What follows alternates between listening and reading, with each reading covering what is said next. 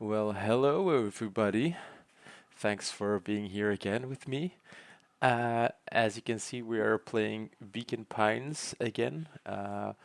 We have made it to chapter 6 right now. So first of all, for those who haven't seen me play Beacon Pines yet, let me recap just a little bit. So first of all, we are this little cute guy on the left in this mysterious storybook. Um, we live in the village of Beacon Pines, which doesn't mean anything, especially it's like a fantasy village full of animals. It looks really cozy, but it's just a ruse because underneath all this, there is something going on really badly. Um, During the last stream, we discovered that there are a couple of villagers who are doing something illegal in the background. We don't know exactly what, but it has to do something with the fertilizer plant. We have discovered that they might actually try to put explosives in underneath the fountain so that during the festival people might get killed or whatever. So we're not really sure, but that little guy and his friends are trying to discover what's going on. So let's continue. Through thick and thin. So yeah, basically, I forgot to say, we have the option of using code words, basically, called charms, to manipulate the tree of the story, basically. And there's like certain turning points where we can decide to be good or bad. Depending on the good or bad, it's gonna give us like a sidetrack of the story, and it might actually develop into like a good story or a bad story, depending. If we choose badly, the story will end really fast, and then we have to redo it. So hopefully we'll be able to continue and get it right this time. Despite Luca's bitterness, Gran was right. He needed to hash things out with Rollo. A big fight changes the nature of a friendship. Whether, in the end, it is for the better or for the worse, all comes down to understanding. If one is not careful, the same familiarity that builds the strongest of bonds can become the wrecking ball that shatters them. Luca emerged from seclusion, taking in the crisp festival air. But the events of the day weren't on his mind. He had to find Rollo. Okay, so first of all, let me show you. We have some options. Over here you can see what I've done as quests. These are all my charms. As you can see, there's plenty of those. And I can actually go to the tree where I can switch to different locations, and you see the check marks. Those are the charms I already tried on those timestamps. So basically, I am at Rumble with the question mark. Everything else I've tried, and so we're gonna try and fix that story. So we kind of have the problem of having a fight with our friend. So first of all, I just got to do this. It's kind of fun. Whee! Okay. Just because I can. Gonna look cool for a second. I mean, I gotta start the day with looking cool. I like this. As a background, this would be awesome for my PC.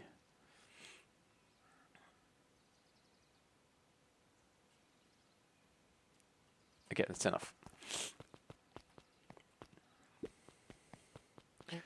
Okay, so this girl is the sister of Rollo, and she's kind of a pissed off girl because Rollo doesn't do his chores and everything, but she's coming about and she's trying to figure out what's going on. Luca, Rollo wanted me to tell you something. What is it? Roxy rolled her eyes, shaking her head. A space adventure, though you needn't buy it. If you be brave, go somewhere quiet. Oh, Roxy, I don't. It's a riddle, Luca. My goofy little brother wants you to find Luca him. looked down and kicked at the dirt. Look, I know you two had a fight. The only thing more annoying than my little brother is my little brother without his best friend. So I'm doing him this one favor. Now I need one favor from you. Whatever it is between, whatever it is that went down between you two, squash it. A space adventure, though you needn't buy it. If you be brave, go somewhere quiet. Yeah, it's the library, of course. So this is the way out of town. I cannot do that. So let's go to town. Ooh, the festival is going on. Okay. I could talk to everyone, but I'm not going to. I am going to look cool though. I mean, there's girls here. I need to look cool.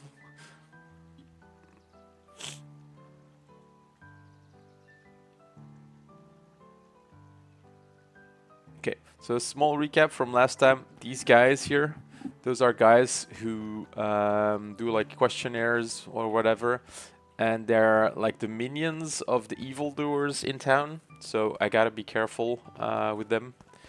They're really annoying in real life as well, like right now.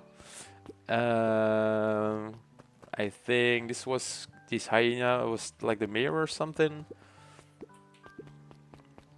This guy is always sleeping and grumpy. These are bullies. And they used to have like a third member, but that girl turned into a monster in one of the stories. This guy I don't remember. Perennial Harvest is a harvest company doing fertilizer thing, I think, but I don't know. I think they're something illegal as well. Oh, this is the mayor. Sorry. So I need to get to the library. Where was the library again? Did I pass it? I don't think so. There, the library is. The library, somewhere quiet. Told you.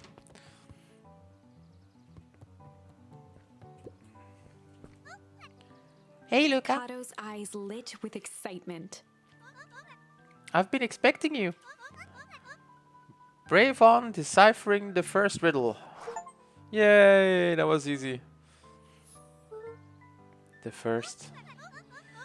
Oh, you didn't think that was all, did you? Rollo does go all out, doesn't he? Kato straightened up and cleared his throat as if preparing to sing. Ahem. On planet Farpole, you may take issue. When the fifth king dies, you'll need a tissue. Kato stared at Luca eagerly. Get it? Want me to tell you? No, it's okay. Let me figure it out. Alright, when you find it, bring it here to be verified. And if you decide you want that hint, the offer still stands. On planet Farpole, you must take issue. When the fifth king dies, you'll need a tissue. What?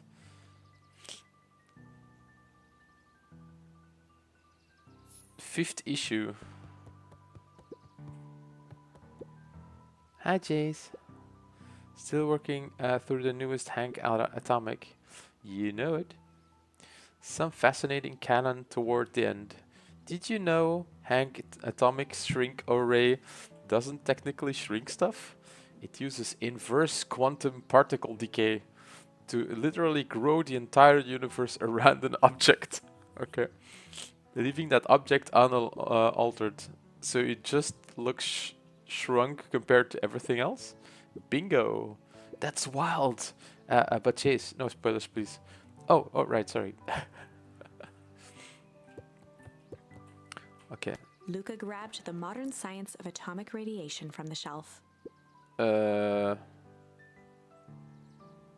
once you get a book, you can either bring it here or just grab a different one.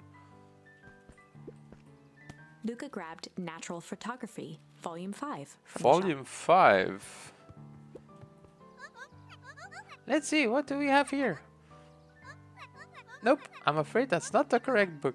Okay, here's a hint. The word I emphasized are important. Issue, yes. 5, yes. 5th issue, I knew that. So it's actually an Luca atomic grabbed one. The Adventures of Hank Atomic, issue number 4. Nope, that's not the one. I need Luca issue grabbed 5. The Adventures of Hank Atomic. There we are. Oh, you Kato found it! removed his book from the desk and replaced it with Luca's, turning on the lamp. As he slid the book under the purple light, Purple 2 light? words What? glowed. The Adventures of Hank Atomic, issue 5. Luca clicked his tongue with recognition. Rollo's cipher pen. He used to write secret messages everywhere with that. And only I had the special flashlight needed to reveal it. But I lost it. Well, apparently he traded Jeff for this purple light bulb. Parted with his entire holiday candy stash. Oh, Rollo. Now let's see here. Kato began flipping through the pages, stopping when he hit a glowing word. Get away with such a He grift. continued flipping. And only in grub cart. Reaching the end of the book, Kato looked up. Grifting grub cart. Okay. That's it. Grift in grub cart. Griffin's grub cart. Okay. He wants me to go to Griffin's snack stand. Okay. Ah, brilliant. I guess you're off then. Good luck on the rest of the scavenger hunt. Thanks, Kato. It's kind of fun. The scavenger hunt. What a way to make amends. Is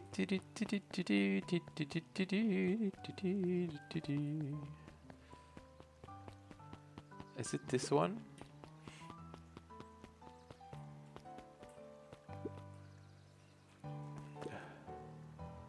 How goes the beetle hunt? Pretty rotten. I haven't seen so much as an exuvii. And it's not just the beetles. This morning I couldn't find any critters at all. It's like everything that buzzes or skitters just packed up and left. I'm sure they're out there somewhere. Maybe all the commotion of the festival just spooked them. Yeah, maybe that's it. No, they sense something is wrong.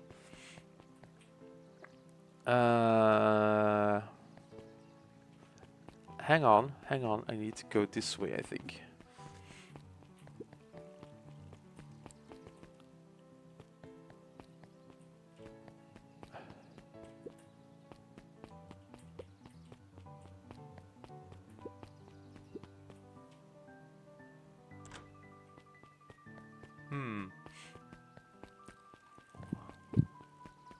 Kind of forgot where Griffin was.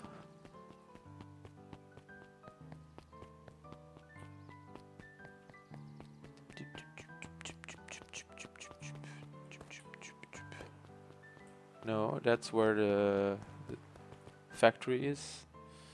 I don't need to be here either.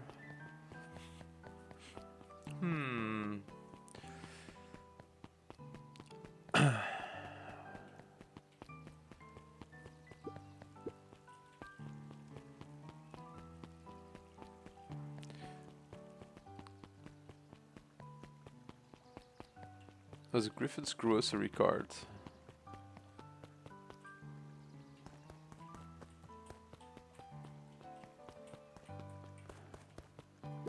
Do I need to go there maybe?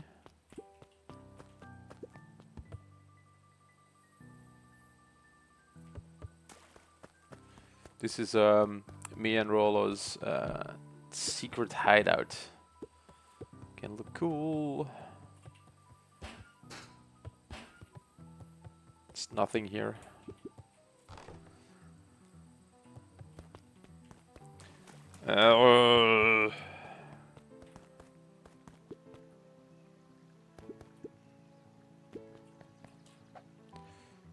go to Griffin's snack stand. Yes, I understand that, but where is Griffin's snack stand again? Oh, it's down here, I think. Yes, this is Griffin's snack stand. Either... Is it this one? I'll talk to him. Yes! Hey, Griffin. Did Rolla Before come? Luca could finish his sentence, Griffin handed him a corn dog. Ooh. Oh, that's it? Bought and paid for. Enjoy. I thought there was supposed to be a riddle Luca or something. shrugged, taking a sizable bite out of the corn dog. Yuck! It's cold. Oh yeah, that's been sitting here for a while.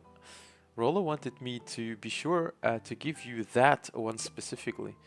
Well, that's Luca just... tongued at his cheeks, feeling something rough between his teeth. He reached into his mouth and pulled out a slip of paper. Ah, come on. He shook off the bits of corn dog to read the slip. A pickup when you need some pep. Near the fountain, up the step. Luca finished off the remainder of the corn dog. Oh, I get it. Sigh, this is getting to be a whole thing. The fountain is up here, and then I need to go up the step to the left.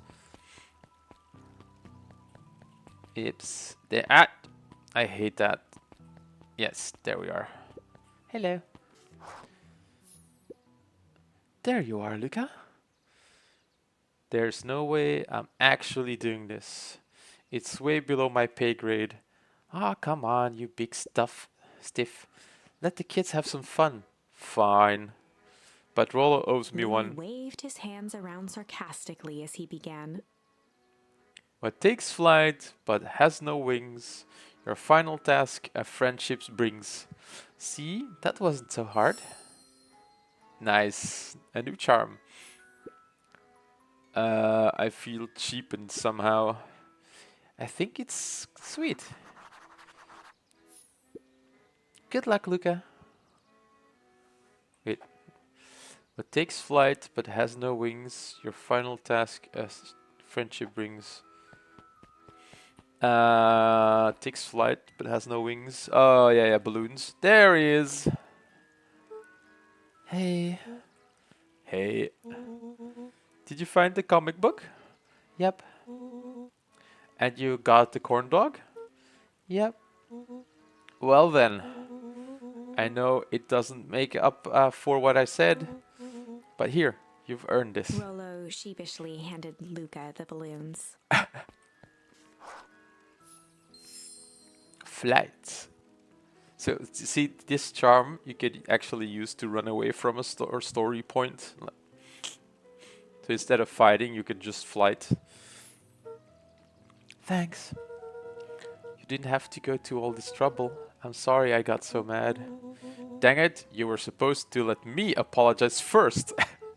Oh, sorry. Now you've apologized twice for me. Just let me do this. Luca, I'm really sorry. With everything that's happened with your mom and all, I've always wanted to be there for you. Be a good friend, you know? When you said you were going out with someone else, I kind of freaked out. Rollo. Still my turn.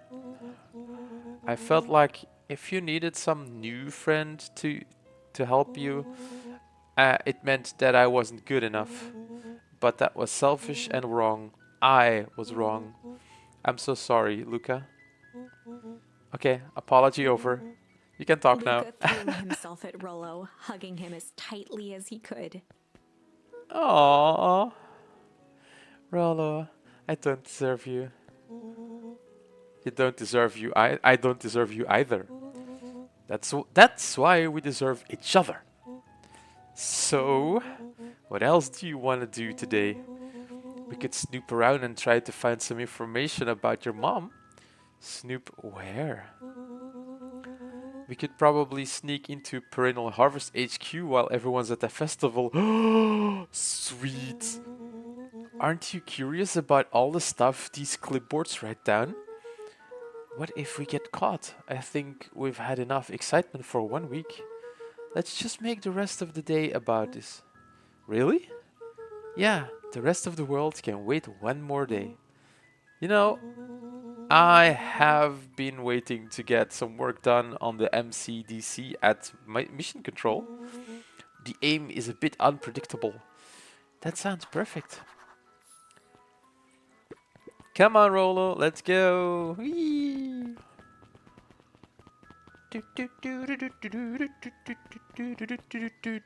Okay. See, nobody's watching us at us. No. Okay, let's go. Nothing to see here, guys.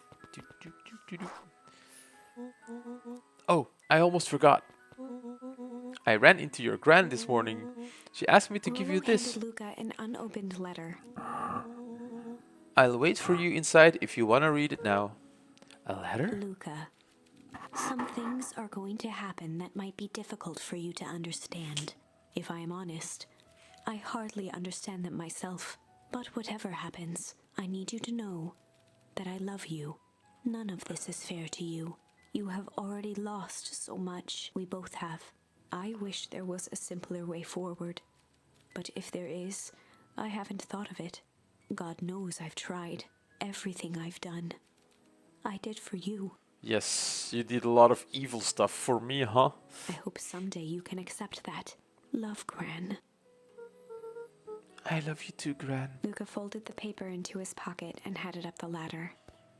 See? Grandma is really bad. What's up with the letter? Anything you want to talk about? Maybe later. Sure, whenever you want. You know, you really didn't have to go to all that trouble just to apologize. I know, but we'd been looking forward to the festival for weeks. After I ruined everything with my big mouth, this was the best way to make sure you still had a good time without me. Ah, Luca was Rollo. at a loss for words, but that was fine. Words aren't always necessary. Yeah, the best way to give someone a good time is to just organize something. It's so cool. One day, for a friend of mine, she was turning 21. I made her like a geocaching thing, all around her and her love for dogs. It was the best gift I could ever give her. That was really fun. The festival seemed nice. Was it nice? Well, we can still go.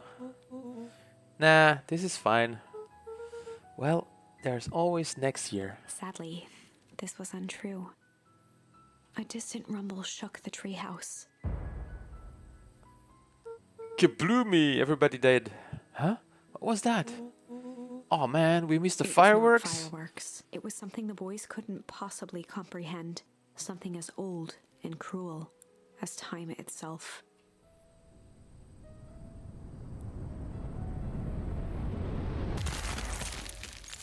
What the? I was not expecting that. The big chill challenge. Okay. A shockwave of cold tore through the room. A bitter, unfathomable chill. Okay. Before they could react, it encased them in ice. Two boys, reunited by friendship, only to be cruelly separated by a malevolence beyond reason. And so, our story ends on this melancholy scene. In a silent treehouse turned statuary, in a town brought low by its secrets, sits a pair of friends, alone, together. For the rest of time. The end.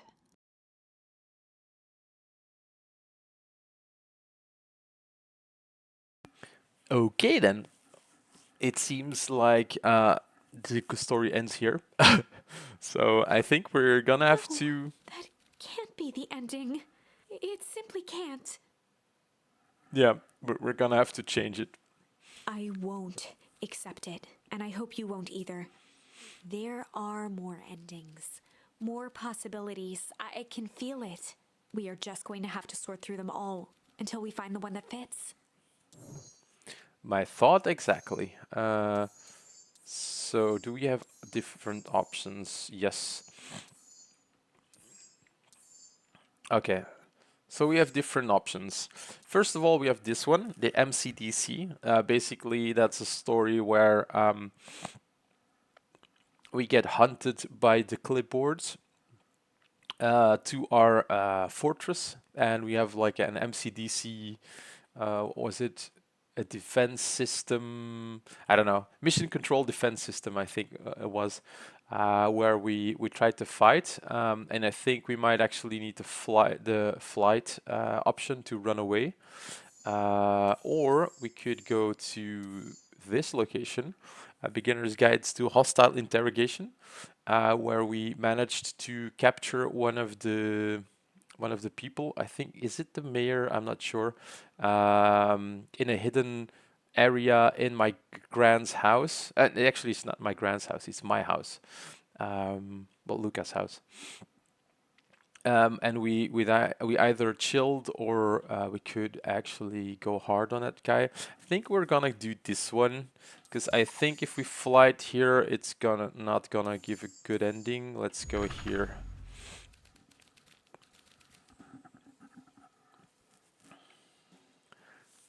Okay, so we're inside the basement. We actually managed to grab this guy and knock him out, and now we're gonna interrogate him.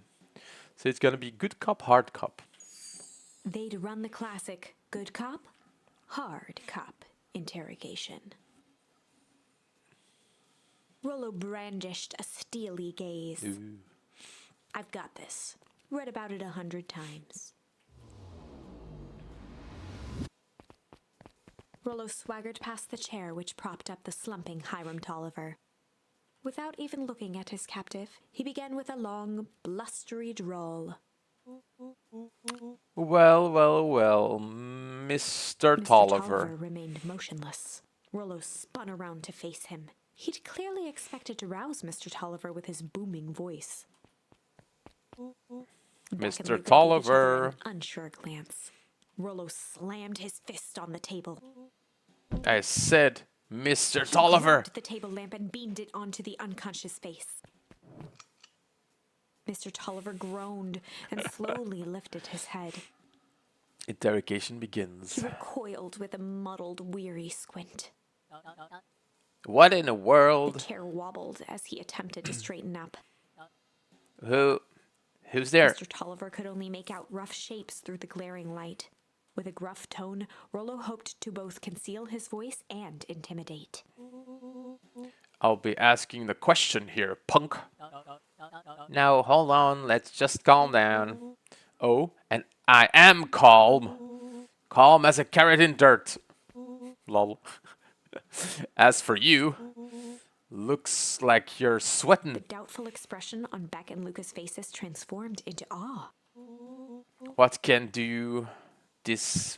We can do this my way, or well, let's just say I've never needed another way. Rollo, hitting his stride, was now channeling every detective trope his memory could recall. He slammed the table again. Now dance! What? I don't Mr. even... Tolliver's voice became desperate. He was nearly in tears.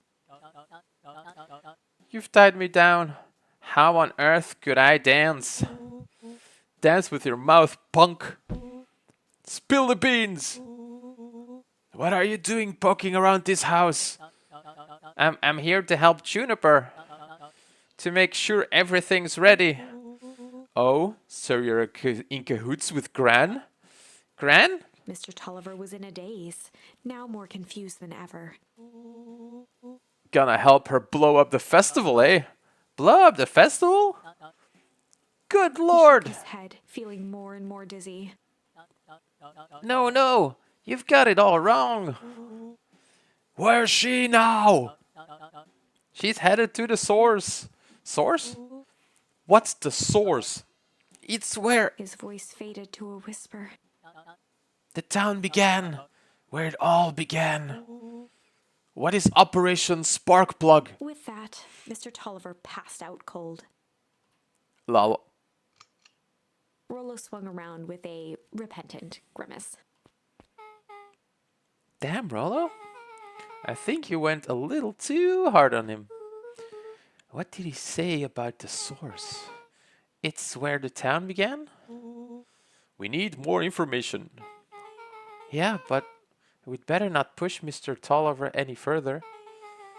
Is there anyone else who might know more? What about the History Museum? It just got set up for the festival. Nah, that tent was put up by the Valentines. Everything they do is just a bunch of fluff to glorify themselves. Is there anything more reliable? The library? If there's any information about this source thing, Kato can help us find it. Let's go get some answers. That was fast. Teleportation! This is a dang nice library. Thanks, we work hard on it. Aren't you a little too adorable to be a librarian? Adorable. Ah, Kato hung out here so much, eventually they gave him a set of keys. I just keep an eye on the place for Mrs. Novak sometimes. They get you working for free. It's quiet and I get access to all the books I can read. What more could a person want? Fair enough. What can I do for you all? We need a favor. I already told you and Rollo. I can't put you any higher on the wait list for the next Hank Atomic. And if you're here with more candy, I'll have you know I can't be bought. Call it a personal code of conscience. Actually, we're looking to do some research.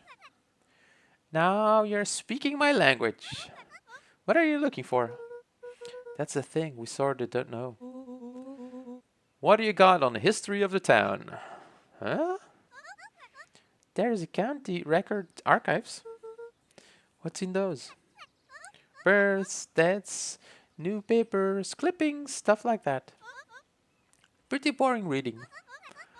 But they do go all the way back to when the town was founded. Great, we'll start there. Chapter 8. Ooh, chapter 8, all of a sudden. 6 feet under, 3 towns over. The kids spent the rest of the afternoon combing through dusty piles of old county records, desperately searching for anything that could help them make sense of Mr. Tolliver's cryptic utterance. Luca tried to shake the thought of Gran's basement, but his focus wavered. Explosives, messages hidden in jam, dossiers on various town figures, and a corkboard threaded with photos. Gran was the only family he had left. He still couldn't bring himself to believe the worst. But the old map with the symbol of explosives in town square made that difficult. As the sun began to set, the kids were no closer to the truth.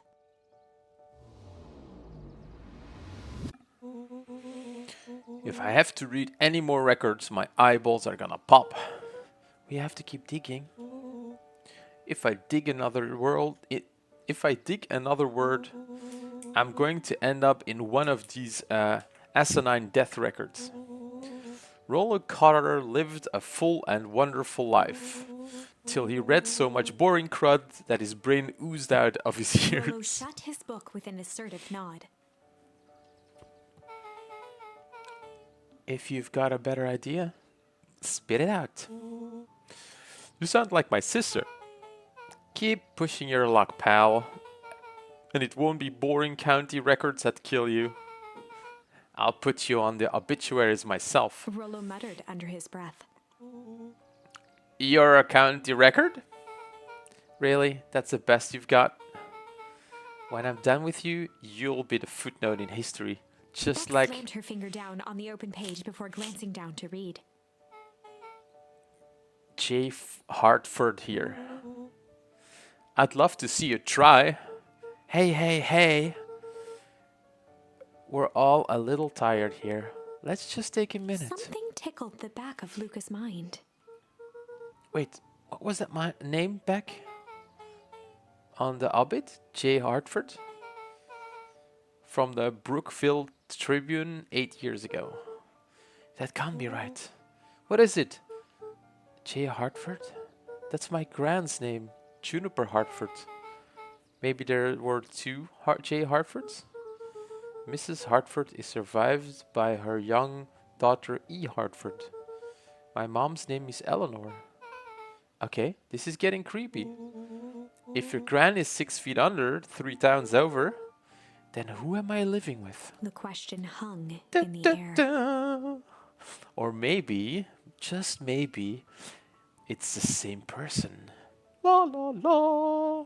She's immortal. Alright, gang, I gotta close up for the night. Beck rubbed her eyes. How late is it? Almost 10. Oh crap, Pi is gonna kill me again. I gotta go. Yeah, my parents will be worried sick. Okay, let's meet up as early as we can at the festival tomorrow. What are you gonna do about the unconscious man in your basement? I'll think of something. just leave him there. Luca's heart was pounding as he approached the house. Uh-oh, somebody's at home. If he was lucky, Gran, or whoever it was, hadn't gotten back yet. And of course, there was Mr. Tolliver tied up and unconscious in the basement. Dealing with him would be the first order of business. Luca shook out his arms to calm his nerves before entering.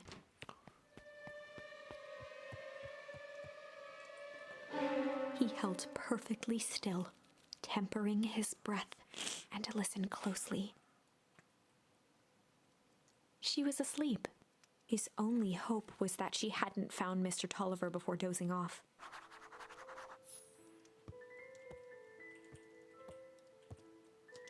I gotta be quiet. Very quiet. Okay, perfect. The fridge is still open and the water is still going. So as you can see, there's like a hidden compartment here. Like a hidden door. Oh my god, Tolliver is gone. Oh, oh, oh. Oh no. Mr. Tolliver was nowhere to be seen. Maybe he woke up, escaped from his bindings and left without a Or trace? maybe Gran knew everything. What do I do? Luca's hungry stomach groaned. Not realizing it, he'd gone the entire day without eating. Okay, I can figure this out. Just need a little brain food. Luca rushed over to the pile of jam jars, unscrewed one, and shoveled a No, handful into no, his mouth. no, don't. I'm afraid your jam delivery will be He delayed. flipped the lid to read the label. Mr. Nunkreed. Okay, now I can think.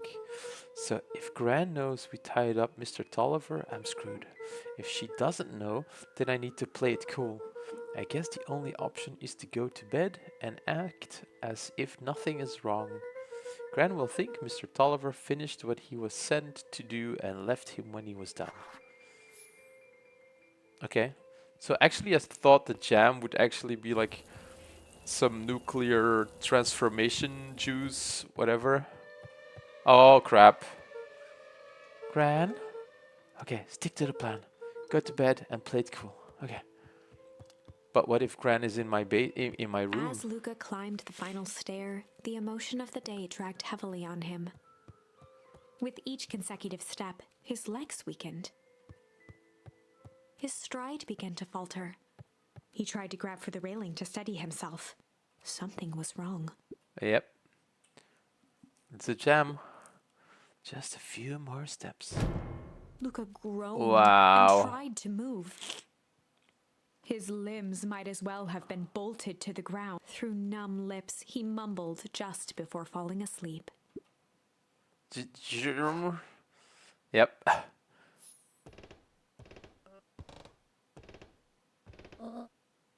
Sweet boy, what did you get yourself into? I got myself into a bit of a jam. Get it? Rest now. Let me handle everything.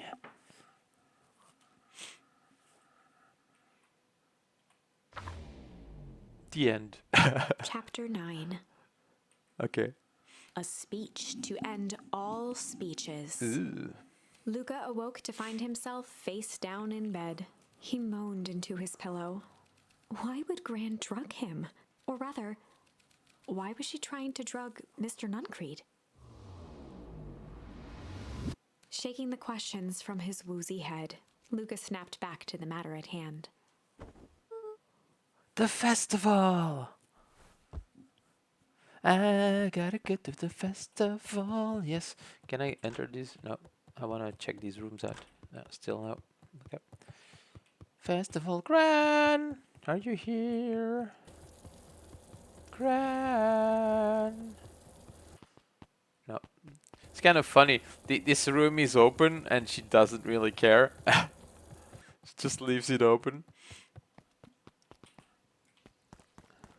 Festival, festival. I gotta go to the festival. Ah, there's my friends. Where have you been? Grant put something in the jam. Yeah, we know. Secret messages for secret conspirators. No, not this one. The one intended for Mr. Nuncreed. Put me to sleep. Whoa, ho, ho! Sly devil. Okay. Sly charm. I think she's trying to remove him from the equation. He might be in danger. Have you found anything? We looked around but haven't seen anything odd. Your Gran is somewhere to be found. Nowhere to be found. But Mr. Nuncreed is just loafing around waiting for the speech. What speech? Mayor Gus just got up to the podium. Everyone is gathering at the stage. Let's get moving. Ooh, nice. Augustus Valentine nervously wiped his brow. Is this thing... Oh, hello, Beacon Pines. I'm Augustus Valentine, your mayor, and I suppose you already know that. Oh yes, okay. Before we get started, I just wanted to take a moment to recognize someone who couldn't be here today. This town wouldn't be where it is today without my father, Sharper Valentine. So I thought we could begin with a round of applause befitting such a great man. Wow. Even that's more than the old codger deserves. Gus cleared his throat and awkwardly loosened his tie. Right, where was I? Kerr bounded on the stage with the energy of a preacher at a big tent revival. Gus Valentine, everyone. He gave Gus a hearty slap on the back and motioned him off the stage. Let's hear it for our major. Yeah. What a great turnout. Oh, heck, I didn't prepare anything. But I suppose I could say a few words. Would be a shame to waste such a beautiful podium. Mr. Kerr pulled a Those thick few stack planks. of note cards out from his vest. Yes, no preparation, huh? Community, conviction, commitment. These are the things we celebrate at Perennial Harvest. For us, these are the pillars of the bridge to a better tomorrow. But I think it's time to add a new pillar. Change. Change is a powerful thing. It's inexorable, unavoidable, and undeniable. And I am dadjum thankful for it. Change is the reason we're all together today. It's hard for me to believe that it was only 4 years ago when fate brought me here. A simple business trip which brought me to a small town which would change my life forever. Mr. Kerr took a moment to survey the crowd. You know what? He wiped away a single tear. From the second I set foot in Beacon Pines, something about this place has held me captive. You see, change represents opportunity. It represents potential. It was change that helped me recognize the potential of this place. To see that the people of this town, despite suffering great loss, still held on to the things that made them special. He thumped the podium to emphasize each word. Community, conviction, commitment.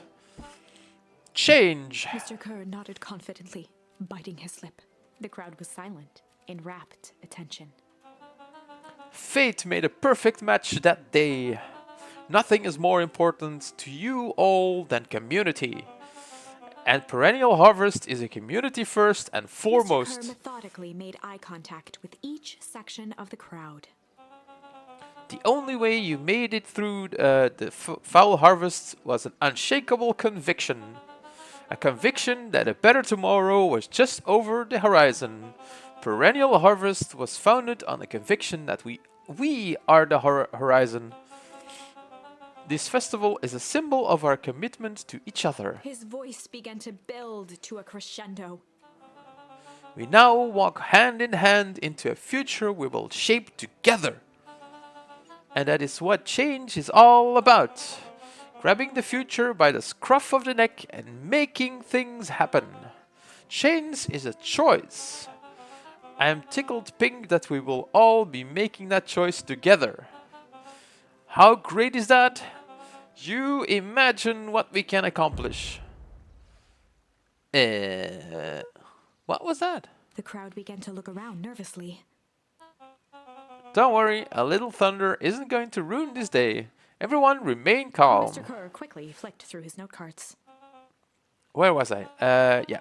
Thought through all of my travels, I have learned one true thing. One always reaps what they sow.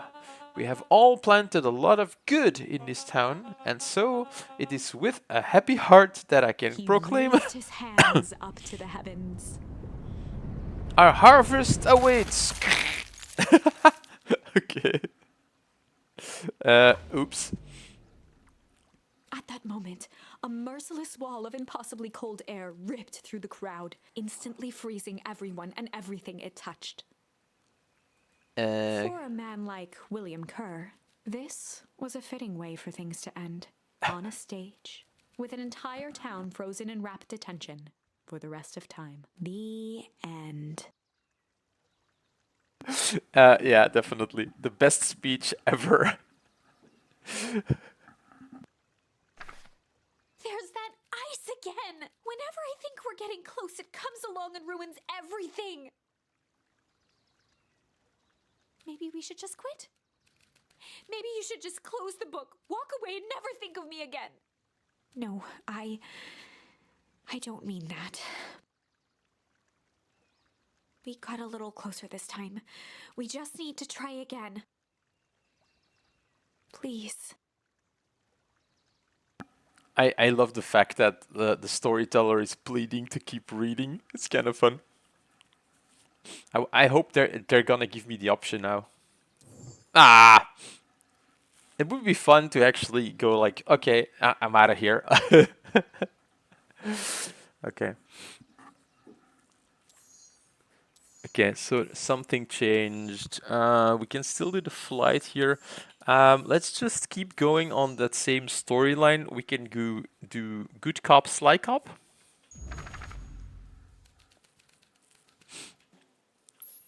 So I had good cop, chill cop, good cop, hard cop, good cop, sly cop. Okay, let's do sly cop. They'd run the classic good cop, sly cop interrogation. Oh my god, here we go again. Luca and Rollo ducked behind a barrel, leaving Beck to her task. Oh yeah. So every single option is another character doing the cop thing. The first time it was Luca, then it was Rollo, and now it's Beck. Let's see how she does. With a few crisp snaps, she roused Mr. Tolliver. Mr. Tolliver. What? What's going on here? You're that Moodwill girl. Please call me back. Sorry about all this. Mr. Tolliver looked down and shifted a bit, testing his restraints.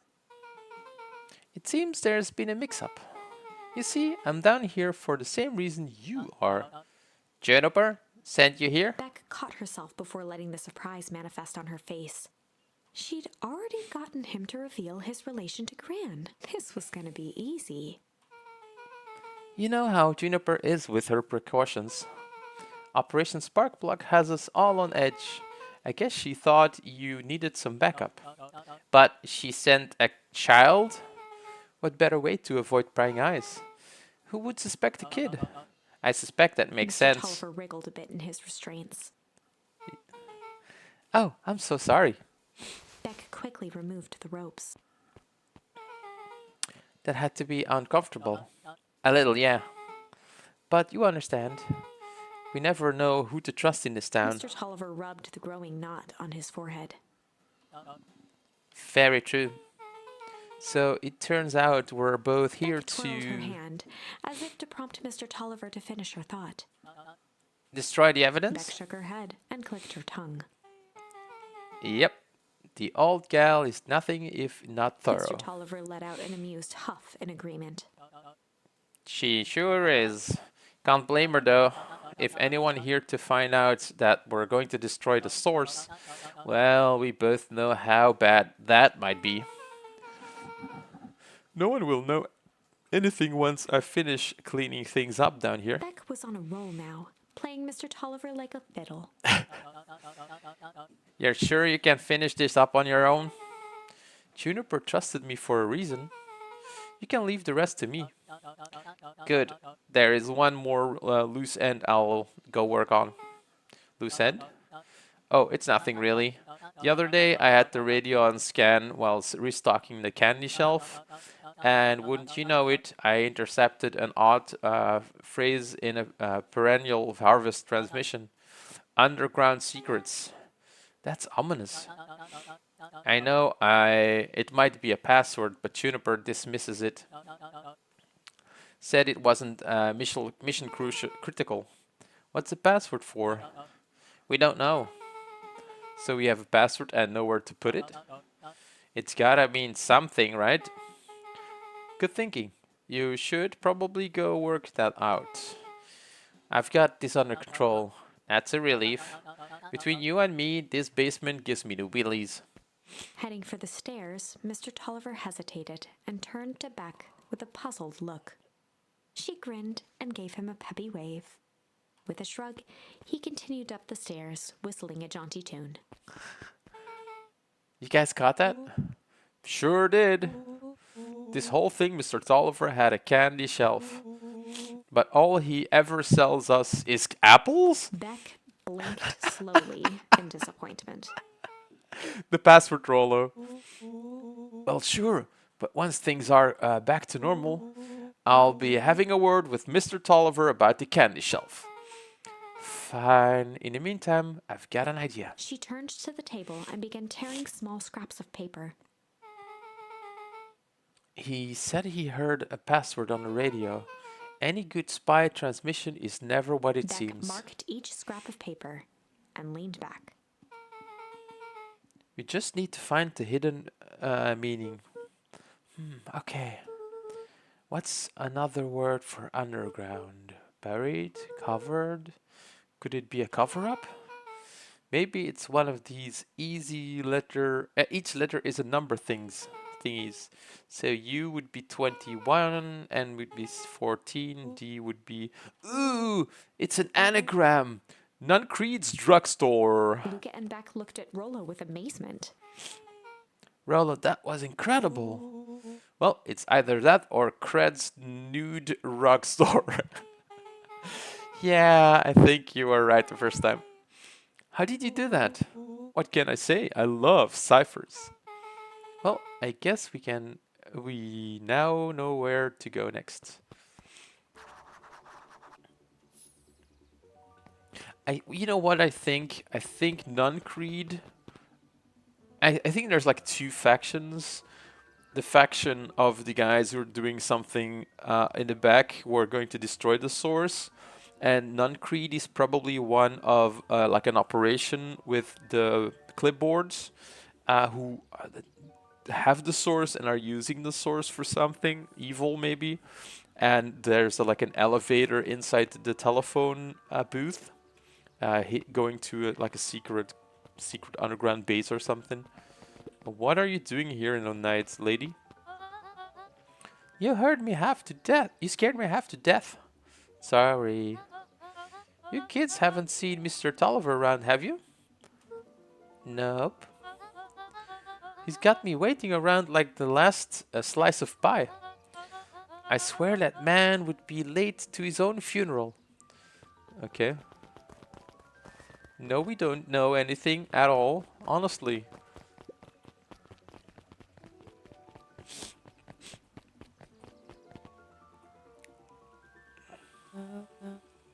You're late, Augustus. Sorry, sister. Was caught up with work. Work? You? I had a few more details to log down for the festival. Oh, what do you have to report? What is this insipid town festival really about? I Gus think looked around nervously. Mr. Kerr really does just want to do something good for the town. He's actually a pretty nice guy. You should spend some time with him. I didn't pull strings installing you as mayor so that you could make friends.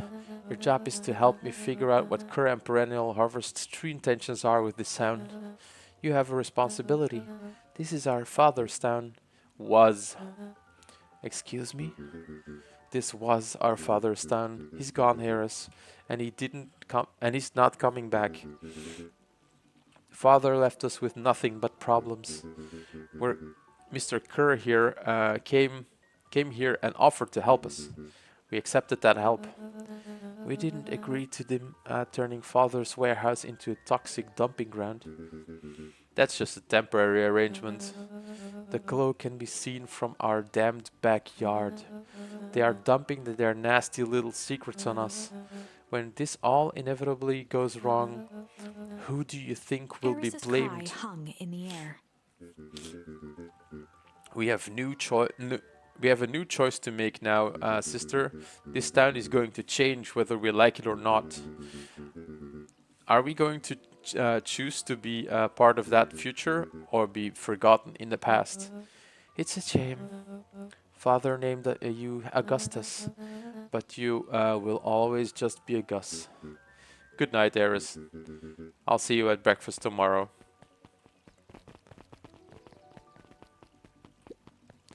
It's getting late, children. No shit. We need to go to a candy store. I mean, Apple store.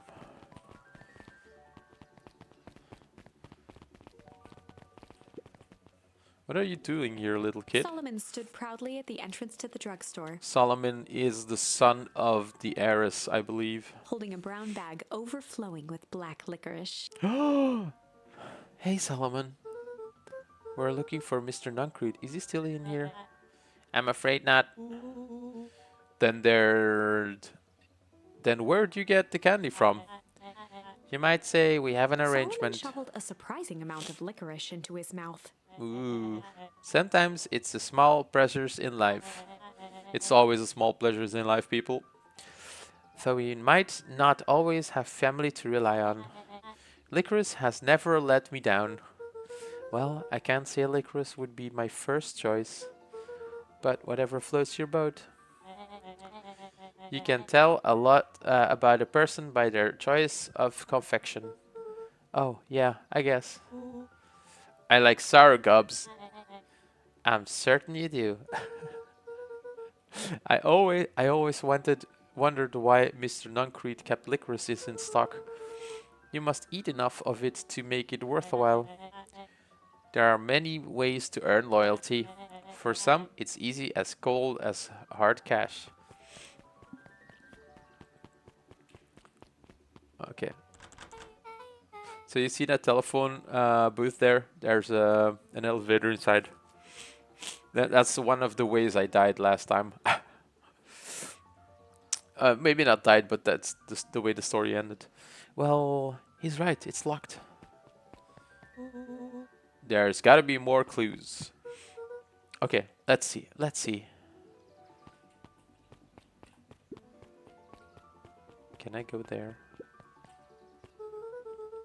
Have you ever seen anyone actually use this thing?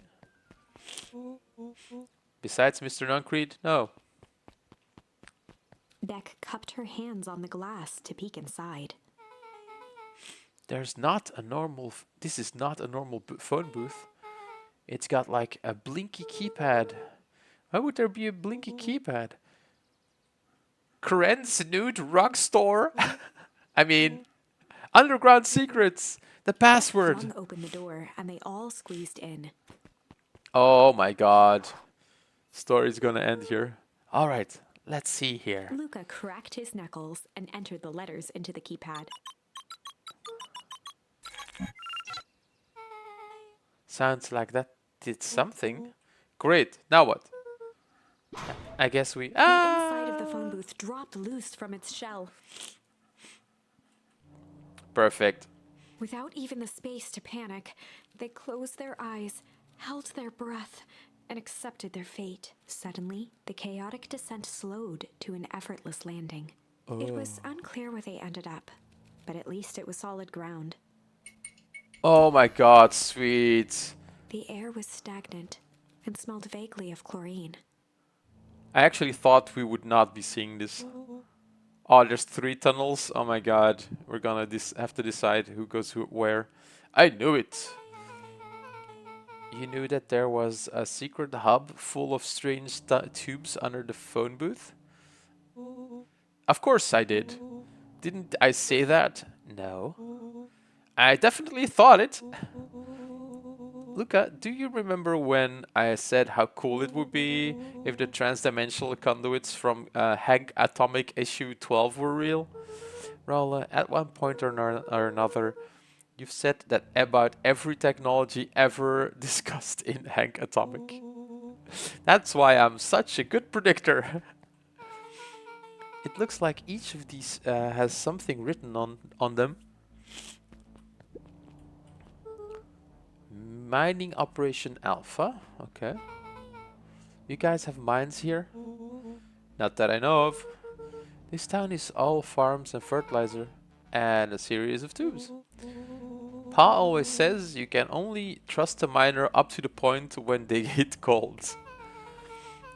Not sure how that wisdom applies in this exact situation. That's the thing about Pa, you don't always realize what he means until it's too late. Perennial Harvest Main Office. Ooh, that's where we need to go. Oh, that's where my mom works. What does she do? Science stuff? Is she involved in all of this? We just moved here. How could she be involved? True. Valentine Fertilizer Warehouse.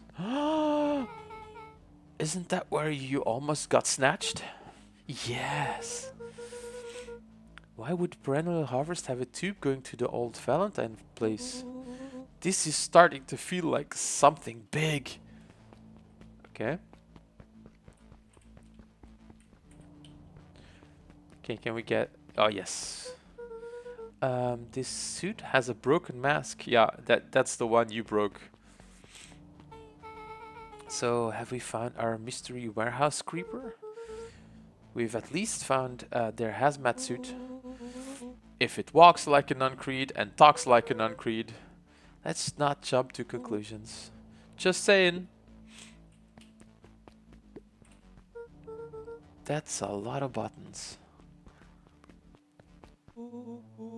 Stand aside, Earthlings. I've read enough Hank Atomic to know my way around sci-fi tech. Hands hovered over the field of blinking buttons. Eeny, miny, mo. Rollo, what did you do? Nothing. I didn't even mowed yet. What was that? Hide. Where? There's nothing but weird tubes down here. Just get back. Uh-oh. Shit. Shit. Shit. Awesome!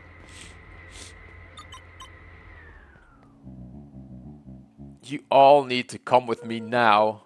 We aren't going anywhere with you. Not until we get some answers. Mr. Underground Secrets! I told them it was an absurd password, but they love anything that makes them feel clever. They who? That's no matter. If I can keep you hidden until after the festival, I might be able to save your skins. We don't care about our skins. Hold on now, I like my skin. This all stops now, Mr. Nuncreed. Joseph waited for a moment in silence. You sound just like him. Who? Walt. You don't get to talk about my dad. You know, your father and I were friends He back gestured before toward the strange tubes. all of this. That's a lie. It's true. I used to bounce you on my knee. What happened? Same thing that always happens. Reality, complications, life. We were a team, Walt and I. An idealistic doctor and a bright-eyed pharmacist. Both hell-bent on helping folks. So you were his sidekick? No, we were partners. We helped the patients and I helped him. Yep, total sidekick. Nuncreed let out a growl of a sigh. Luca, I need you to know this. I need someone to know this. One day, Sharper Valentine comes to us. Says he's got an opportunity. He'd found something he didn't quite understand, and he was willing to pay us both handsomely to help him understand it. And my dad said no. Your father and I both believed in helping people. But the thing I could never get him to understand was it is a lot easier to help others if you help yourself now and then. Classic sidekick into villain plotline. Walt loved being righteous, almost more than he loved his family. He was wrong about one thing though. When he begged me to take Valentine's offer, he said, Joseph, if a person says yes one time to Sharper Valentine, he'll make sure they keep on saying yes to him until the day he's dead and gone. He shook his head wistfully. Sharper's long gone, but he's still got me saying yes. Is there a point to this sob story? Not really, no. Just an old man trying to delay what needs doing. Nuncreed took a menacing step towards the children.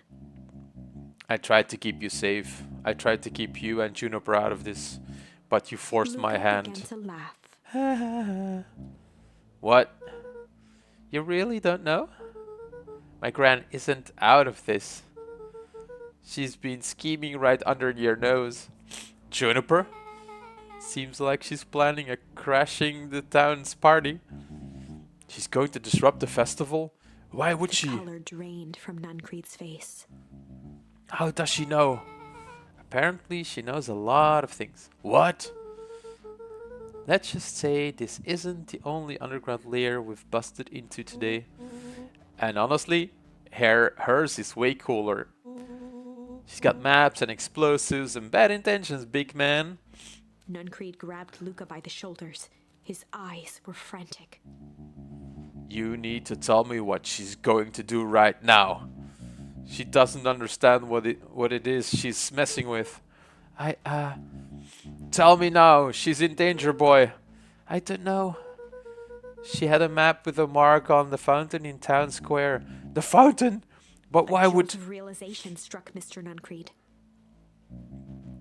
She knows about the source? What the heck is the source?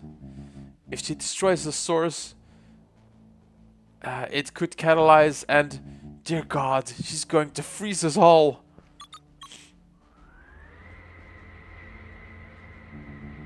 You all need to run.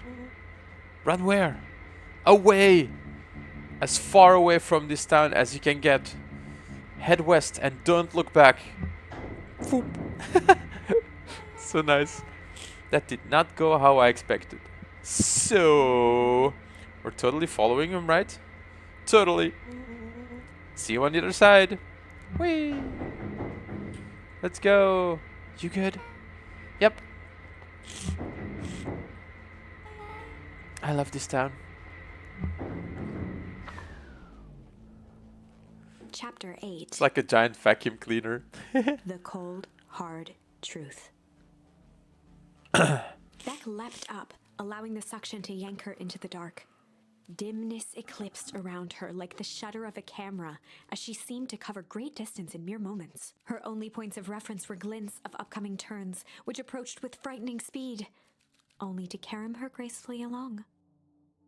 She heard the tinny, distant echoes of Rollo's glee. Once she stopped fighting against it, the ride was impossibly smooth. Then, all of a sudden, as if minutes had passed in an instant, light blazed into view. A burst of wintry air snuffed across her face, and she was flung out into the cold.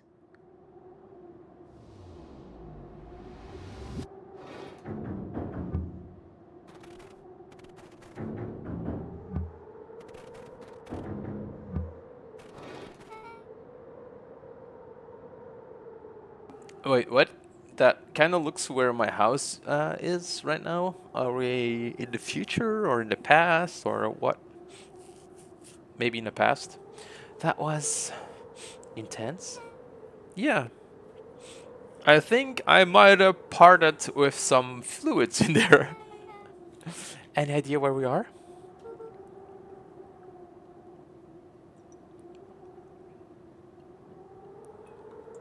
Somewhere cold. For sure. It doesn't look like it got any of us. It didn't feel like we traveled that far. So where did it all go? This place sucks. Why would anyone even want to blow something out, up out here? Only one way to find out, I guess. We've got to catch up to Nuncreed. I think he went this way. Okay, I gotta check one thing though.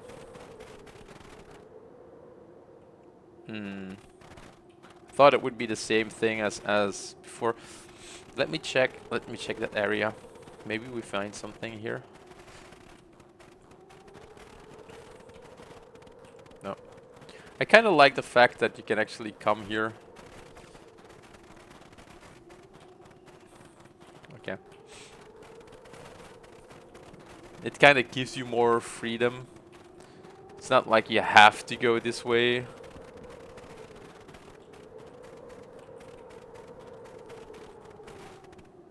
Yeah. As I said, this is exactly the place, the same place. I think we changed time or something. This looks familiar, yeah. Maybe we can clear off the snow. No time, Nuncreed's getting away. We hang on. Okay, this is starting to feel really familiar. This looks, yeah, post-apocalyptic. I may not be the most well-versed on all things Beacon Pines, but this does look like some sort of frozen replica of town. Oh, I get it! It's so obvious now. Mr. Nuncreed's an alien. Rollo. Stick with me here. His species can only live in sub-zero temperatures. Oh boy, here we go. The source is their base camp dimension, so naturally they keep it cold. We found it by traveling through this metallic wormholes back there. The final objective, kill us all and shapeshift into a Beacon Pine citizen of their choice.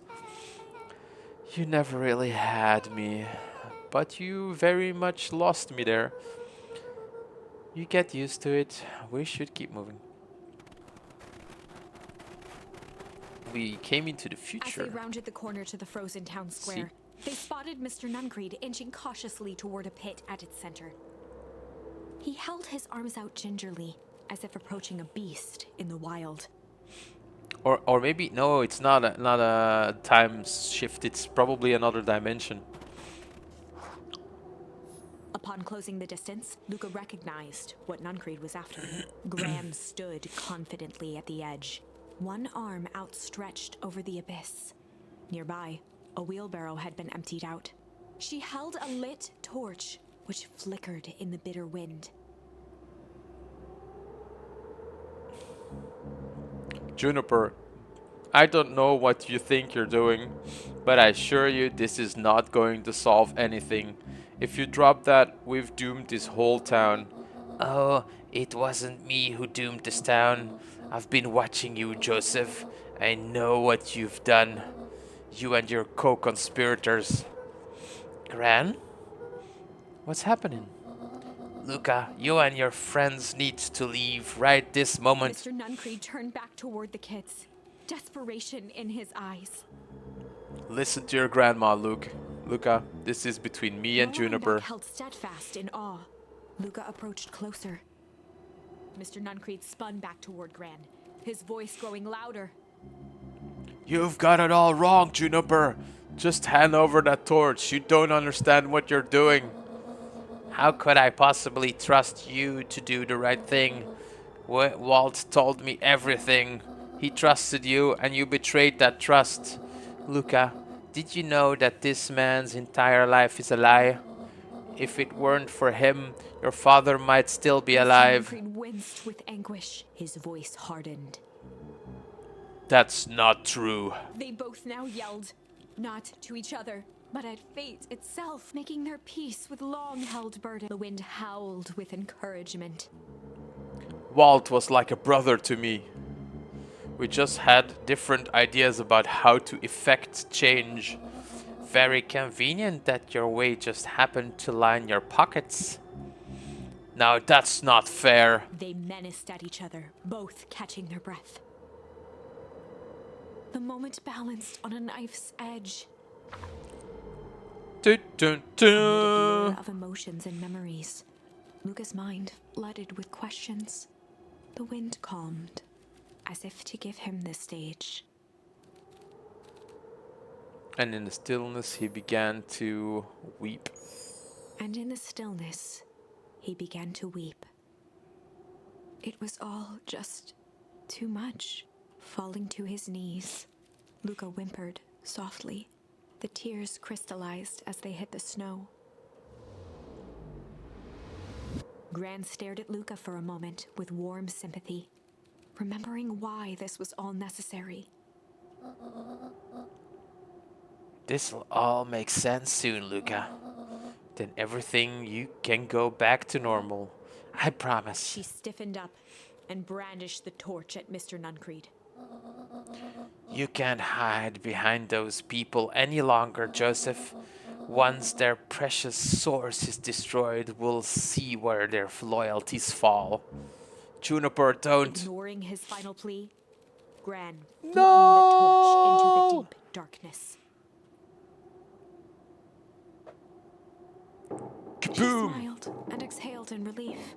Mr. Nuncreed moaned in resignation. The torch echoed as it ricocheted down the hole, punctuated with a thunderous thud. You see, Joseph, I've learned one very important lesson in life. If you want things to change, then you must be willing Before to... Gran could finish, the ground shook her to silence.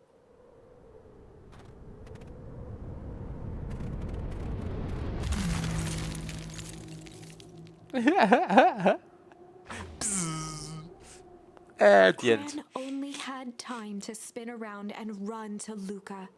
Her attempt to shield him, an honorable but trifling act. Unflinching love, pitted against an unthinking horror, there was no contest. Her warm embrace froze in an instant. That is where they remain, fixed in place, forever. And so, our story ends on this melancholy scene. In a town brought low by its secrets, sits the frozen statues of a misguided band of meddlers. The end. Nice. Well, that was dire. On the bright side, we finally figured out where all the ice is coming from. Yay! We just need to find a way to deal with a mystic, unfathomable force of nature. Well, just don't disrupt it. That should do it. Okay, we have one option, and that's MCDC flight. So I think we're back in chapter 3 or something. We're surrounded by these guys. And decided to take the only option they had left. Flight. So we're surrounded by that that one guy. I think it's Kerr with this clipboard guys. He squinted down the barrel of the mission control defense cannon, aiming it through an opening in the dense tree branches.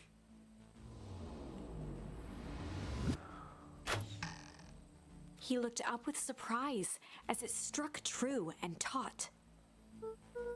Whoa, I can't believe that worked. Hey Kerr, we'd love to hear your thoughts, but I'm afraid we have places to be. Come on, Iggy. See ya, jerks.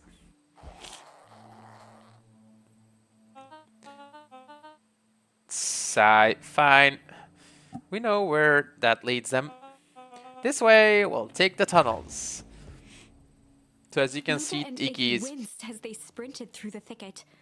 actually saw Iggy's like kind of transformed because Luca and Iggy had a fight and some radiation ooze got spilled on Iggy and Iggy changed into kind of a monster.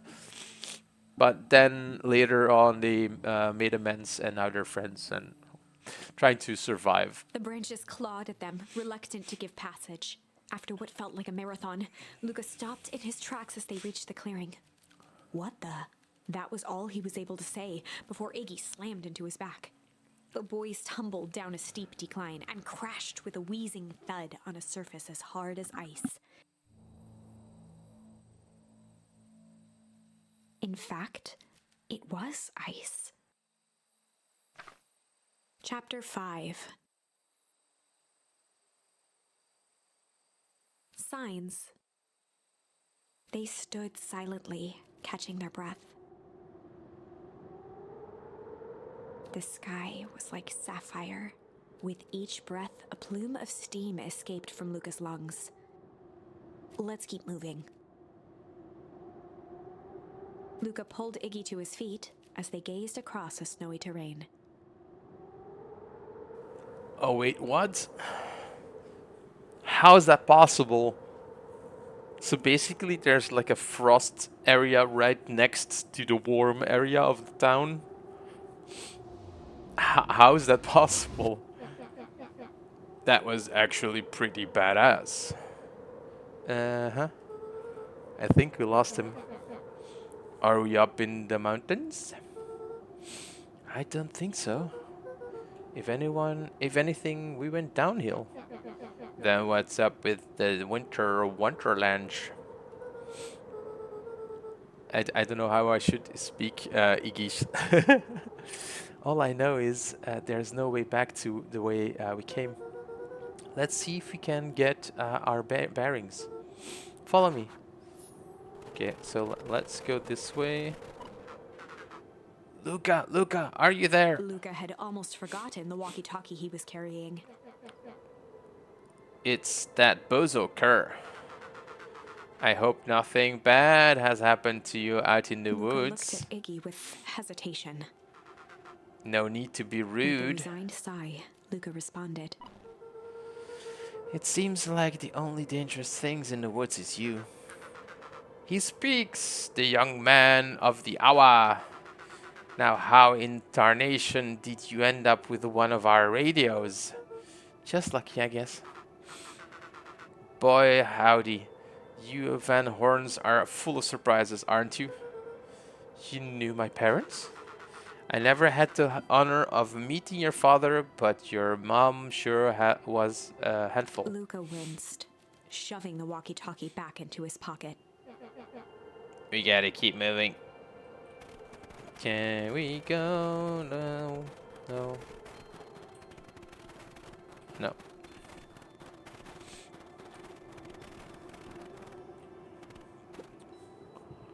What's the readout? Sitting just above 258 Kelvin. That's down a bit from last time. Should we report this to Mr. Kerr? Well, still within safe ranges. It may be spreading, but it's under control for now.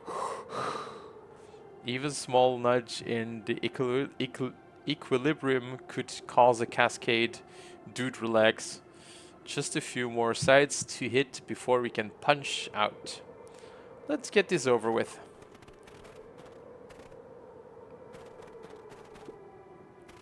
Yeah, so things are going wrong. What's all this?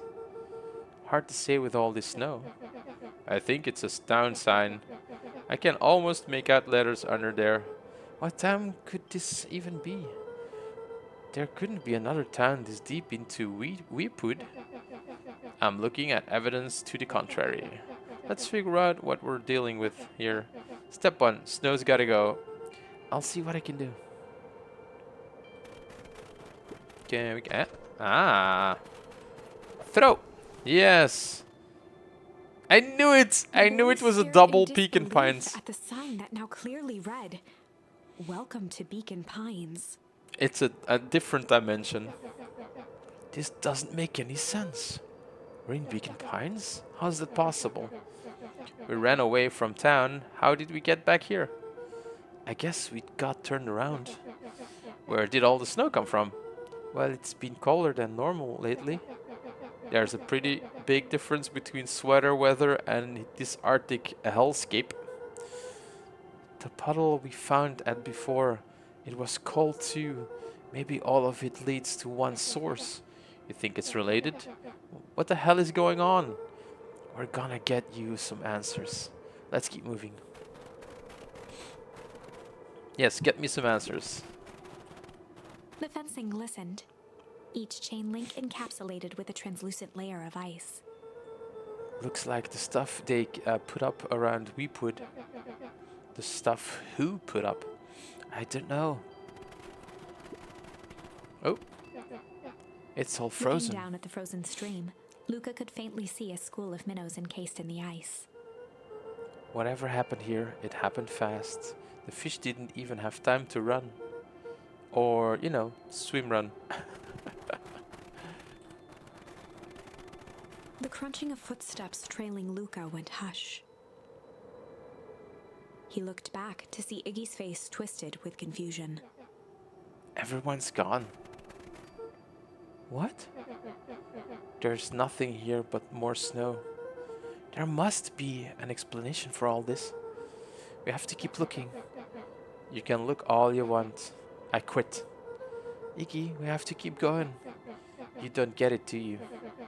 This isn't one of your pathetic hanged atomic stories. We aren't going to save the day. We aren't even gonna save ourselves.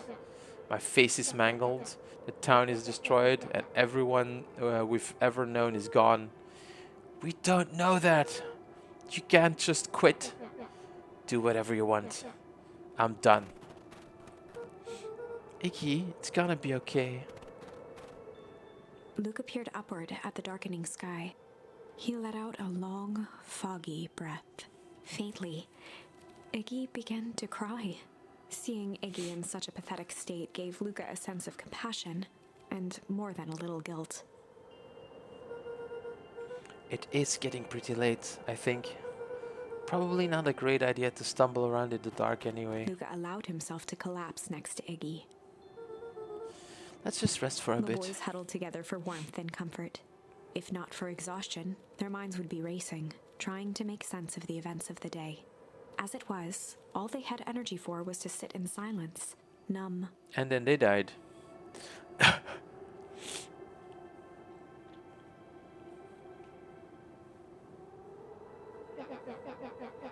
The way the snow covered everything over, it's kinda calming. Yeah. Oh, I haven't had time to say it, but thanks. Huh? For getting us away from those creeps. I sorta froze up back there. Iggy, I should be the one apologizing. This all happened because I lost my temper. Nah, that's bull hockey. First of all, you didn't know what that gunk would do. You didn't know, right? Of course not. And second, stop with this baloney about losing your temper. But I did lose my Iggy temper. motioned sarcastically to his half-deformed face. Obviously. But that's exactly what you should have done. Huh? I was being a horse's ass. You were supposed to be a horse's ass in response. That's how it works. Iggy, I'm having a hard time following. You wanted me to fight you? Of course. Jeez, you goody-goody types take forever to understand this very basic point. Why would you go around saying cruel things trying to get into Iggy fights? shrugged. It's something to do. You're an asshole because you're bored? Sometimes I just feel empty. You wouldn't understand. You and Rollo are always having a blast together, laughing and calling that dinky little treehouse mission control. Iggy now wept openly. Perfect little Luca Van Horn. With this perfect little life. My life is not perfect. Everybody in town likes you. Not everybody. Hell, that new girl hasn't even unpacked yet, and even she already likes you. You have Tish? He wiped his nose with a sleeve. I love Tish. Tish is great. But she ain't exactly the world's greatest conversationalist, you know? Luca gave a warm chuckle. Yeah, Tish only says yes all the time. I get that Iggy impression. cleared his throat as he wiped his eyes. Huh. It must be raining out here. Definitely. Iggy arched into a wide yawn. We should probably try to get some sleep. Yeah.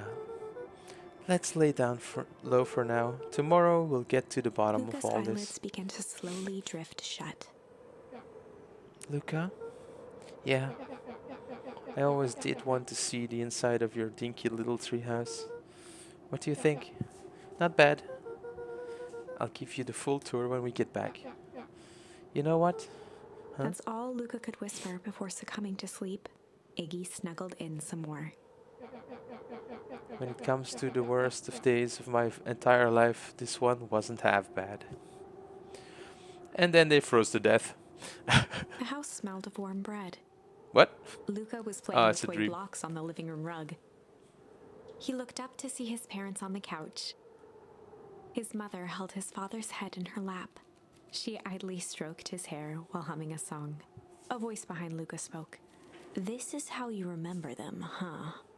Luca turned to see his own face, the doppelganger from his dreams, still clad in a yellow hazmat suit, still carrying a look of disdain behind empty eyes.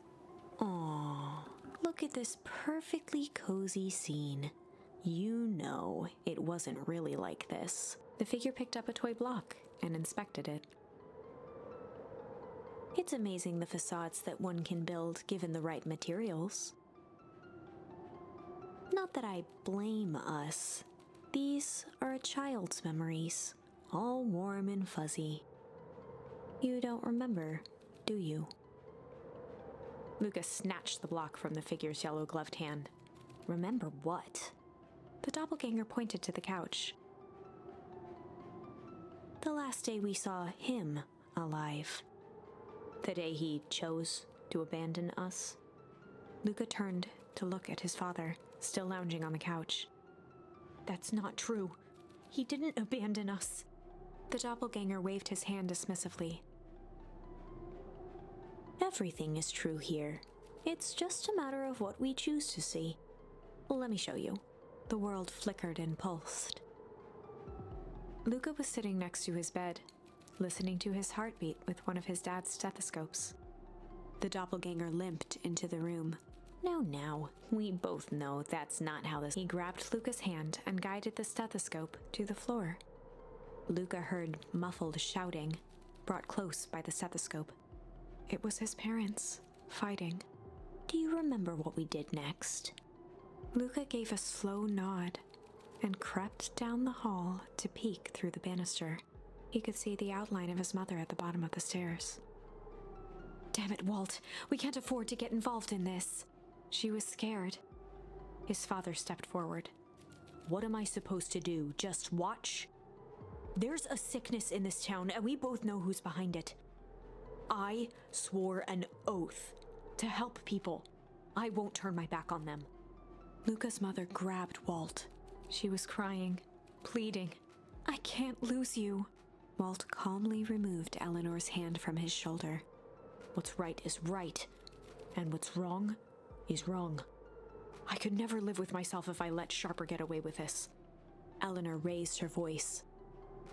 Spare me your bullshit platitudes. What about our son? Luca flinched, dropping the stethoscope down the stairs. Walt turned with a panicked smile. Luca, is that you, buddy?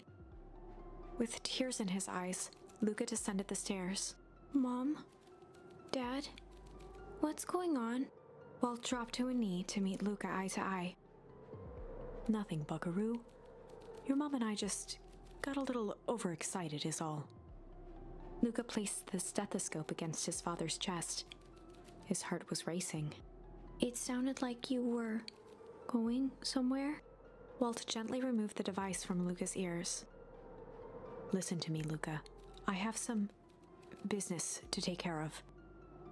I'll be back in time to tuck you in. Luca hugged his father tightly. Promise? Walt stood up and walked to the door. He glanced over his shoulder. I promise. With a wink and a grin, he put on his hat and strode out into the evening sun. A figure approached soundlessly from the foggy snowfall. I like the storyteller. It stood above them, lingering in contemplation. Slowly raising one hand above Iggy, it snapped out 2 brisk raps on his head. From a deep slumber, Iggy sprang up defensively. Get your hands off me! Whether it was the calming presence or the recognition that he was not in danger, Iggy felt his clenched fists lower. Just what you think you're doing. Luca looked up, gradually remembering his whereabouts. The figure exhaled a cloud of warm vapor. You two certainly have caused a lot of commotion. What's that supposed to mean? Just easy, Iggy. We were asleep, minding our own business. You're the one running around knocking on people's heads. I'm sorry if I hurt you, Iggy.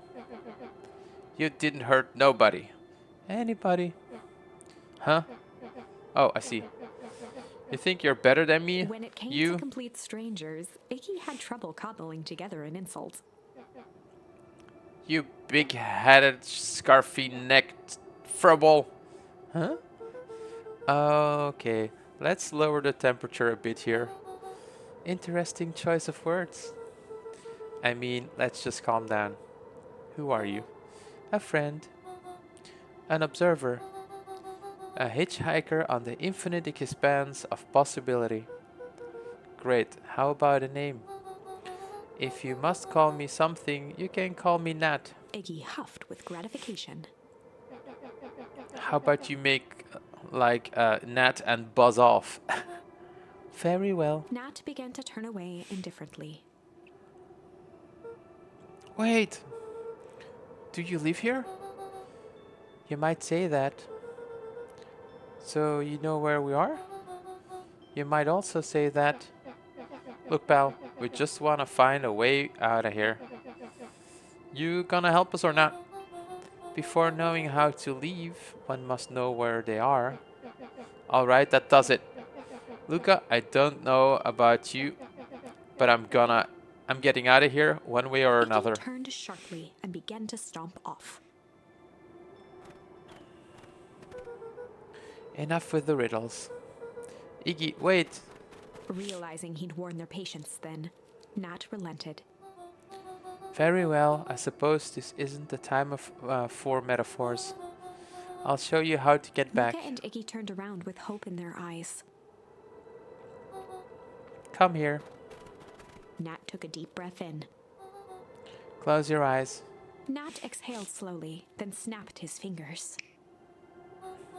Okay, open For them. a brief moment, Luca and Iggy let themselves believe that some great magic was about to unfold until they opened their eyes and found themselves in the exact same place. Cold and disheartened. This is your home. This is Beacon Pines. Look, Nat, we don't know how we got here. Maybe we stumbled through some time travel gate in Weepwood? Or we teleported to some alternate universe? Or this is all just some cruel experiment by Kara and his goons? But this is not our home.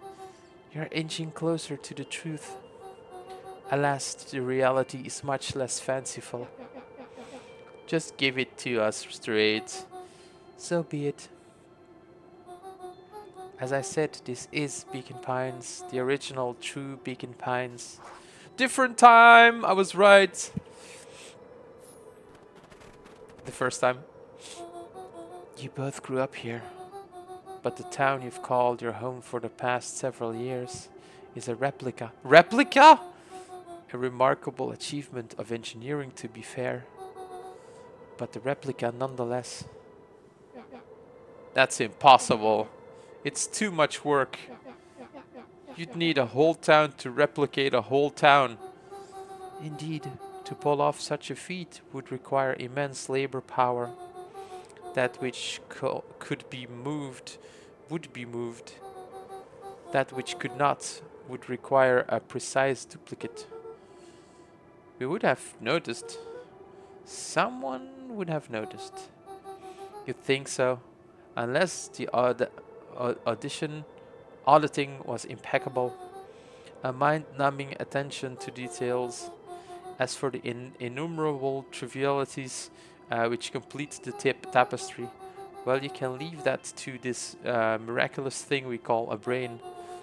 It has a real aversion to discontinuity, a revulsion even. The brain has a wonderful way of smoothing out the rough edges, keeping us sane. Luki and Iggy looked around uncomfortably. So you're saying that someone made an entire new town and moved us all and no one noticed? Precisely. But why? Why is the one question that can never be answered with certainty. The best one can do is to Nat uncover. narrowed his eyes, furrowed his brow, and uttered, The source. Why do you say the source like that? Why indeed? Luca began to laugh uncomfortably. It's all ridiculous. There's no way they He could. looked down at his feet. His eyes started back and forth in contemplation. With a sudden pain, a thought struck him. If this really is home? He sprinted off into the pale distance. As Iggy turned to follow, Nat called out, Iggy, it's not too late to turn back. Simply head west through Weepwood.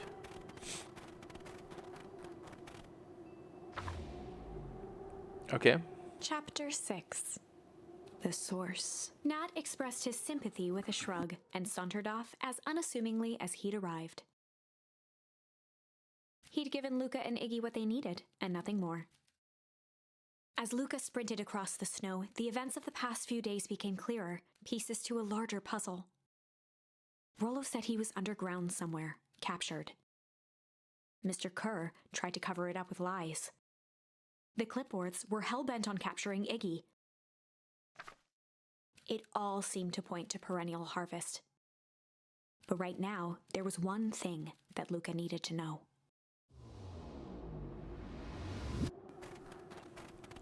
Luca stopped dead in his tracks. The tree was gone, uprooted and moved, leaving a raw gash in the earth. Oh, so that's what they moved. Yeah. He dropped to his knees and dug wildly at the cold snow. His numb hands hit something hard, a headstone. A dry whisper escaped Luca's lips. You're here. All this time I thought I was visiting you, but you've been here, alone, in the snow. Dad, I'm so sorry. They ruined your favorite spot in the world. Our favorite spot in the world. Dad, what do I do? There was no reply, just snow-covered silence. Why'd you give me the slip like that? What if I couldn't find you, you jerk? Iggy finally noticed the tears welling in Luca's eyes and the snow-covered grave. Oh, Iggy, they stole his tree, Iggy. Yikes. Suddenly, they heard the crunch of approaching footsteps in the snow.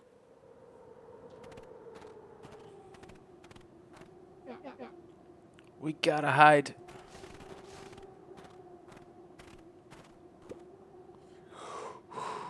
Two, 5, 9K. Fall off distance, still good. Dude, did you hear me? I said 259. Sorry. You ever think about what we did here? We saved a whole town of people. Doesn't feel like it sometimes. What about everything we left behind? What's the grave? That's the grave of someone with a family. The people who loved them will never know the truth. The truth is He bent down to overrated. scoop up a snowball and lobbed it playfully. Hey, don't be such a downer, dude. We took this job to change the world. Yeah. Come on. It's almost lunchtime. He's making like a crab. Okay.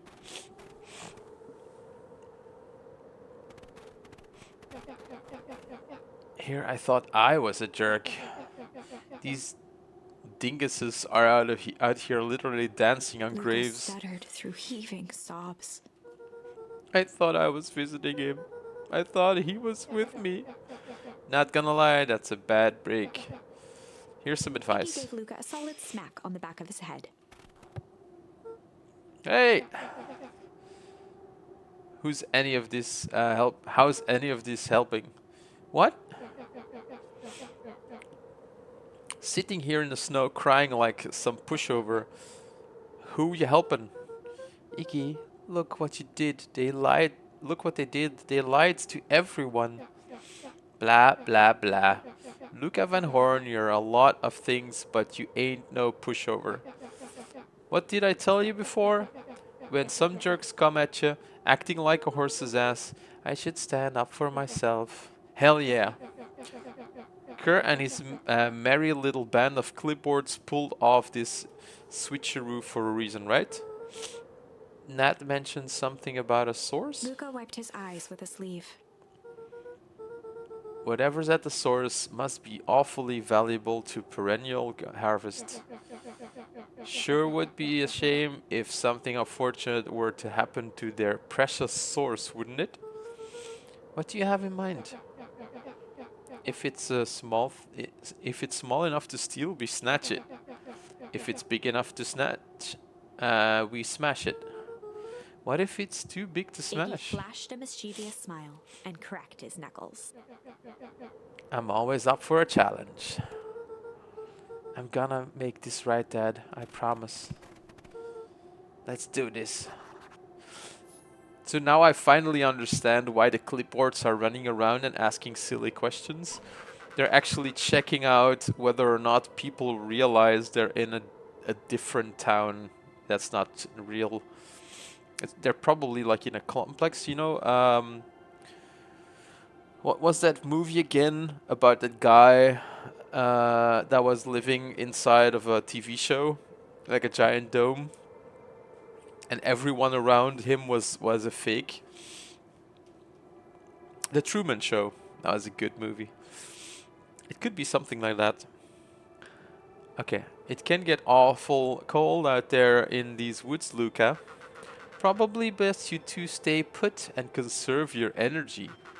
Help's on the way. Where's Rollo? Where's my mom? Did you kill her?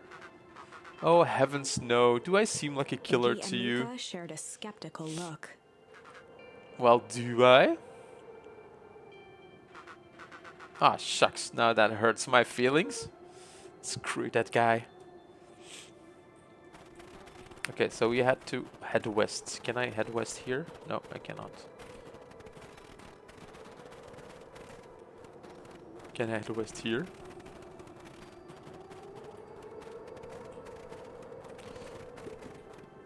Can I go here? A disc of smooth metal was lightly covered in snow. Two faint seams were visible along the surface. A manhole cover? If it is, I've never seen one like it. Oh yeah, of course. Yeah. Because, yeah, we came this in another story line. I like that. It's so well done. Like every time you change the story, they don't really use the stuff that you've seen before, so you know the story, but the characters do not, which is great. Wait a minute. If this is the original town, then that means... Iggy darted behind a large pine and began digging furiously. He emerged holding a shoebox with a crude skull painted on its lid. What's that? Long story. So a few years back, I came into possession of some premium grand fireworks. Not the wimpy firecracker stuff they give kids. The good stuff. So why did you bury it under a tree? That's the long part of the story.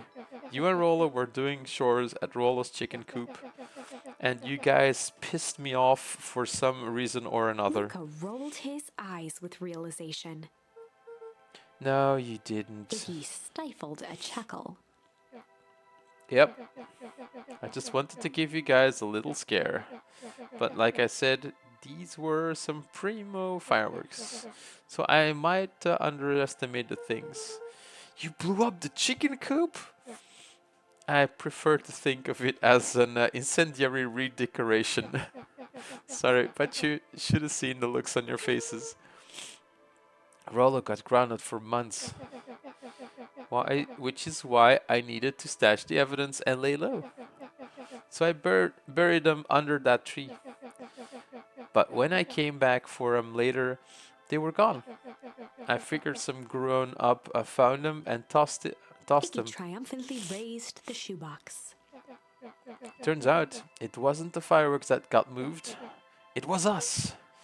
Unbelievable.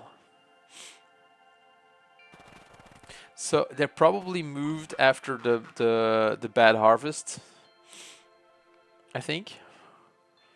Do you think this is a game? Newsflash, boyo. You're not a hero. You're a little brat who's in way over his head. A hero is just someone who refuses to give up. Comics these days are rotting children's brains. Everyone thinks they're a spaceman superhero. I was always partial to Hank Atomic myself. Is that so? Do you really think you have a chance against us? You have no idea how powerful we are. Prepare for blast off, loser.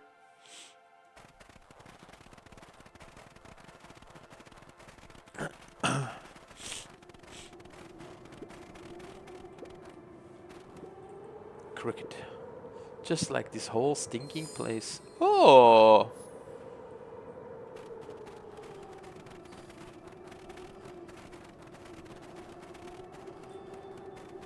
Okay, I don't want to throw the fireworks inside because you know we're gonna get blasted, so it's silly thing to do. So let's try and get out of here if we can. Now we can go this way. No. Well, it's railroading us, so we don't have an option. Luca and Iggy inched up to the edge of the hole with bewilderment in their eyes. Arctic air breathed out of the cavern in heaving gusts. Echo, echo, echo, echo. Wow. I can see why they wanted to move us all out of town now. But why would they dig a giant hole? I think this is it. This is a source? It's a dang hole? How do we smash a hole? Ah, it's much more than that, my annoying little friend. Grr! Where's Rollo? I wasn't lying before. He's safe. Well, safer than you two, at least. Drats, it's cold. You just had to drag me all the way out here, didn't you? Mr. Kerr gazed down the abyss in contemplation. It really is something, isn't it? What did you do to our town? What's all of this? Well, that's a doozy of a question. This is the source where they collect the unrefined... Kerr scratched the back of his head. Honestly, boys, I don't understand any of this well enough to explain it. Fact of the matter is, I'm not paid to know. What do you mean you don't know? Ain't you in charge? Oh, heavens no, my role is merely to flash a winning smile and manage various complications. Complications like us? You are a smart His face boy. contorted into a saccharine grin. It really is nothing personal. Some people are destined to strive for greatness, and others are simply obstacles along the way. Seems like you were destined to be a creepy lackey. The point is that we all play our part in life. Mine just happened to be a lead in the role of a lifetime, and you happen to be extras ready for your curtain call. We aren't giving up without a fight. Your smile is not gonna be so winning after we're done with you. Now, boys, there's no need for melodrama. It makes even a professional such as myself embarrassed for you. Let's change the mood a bit. Kerr snapped his fingers. Scene change.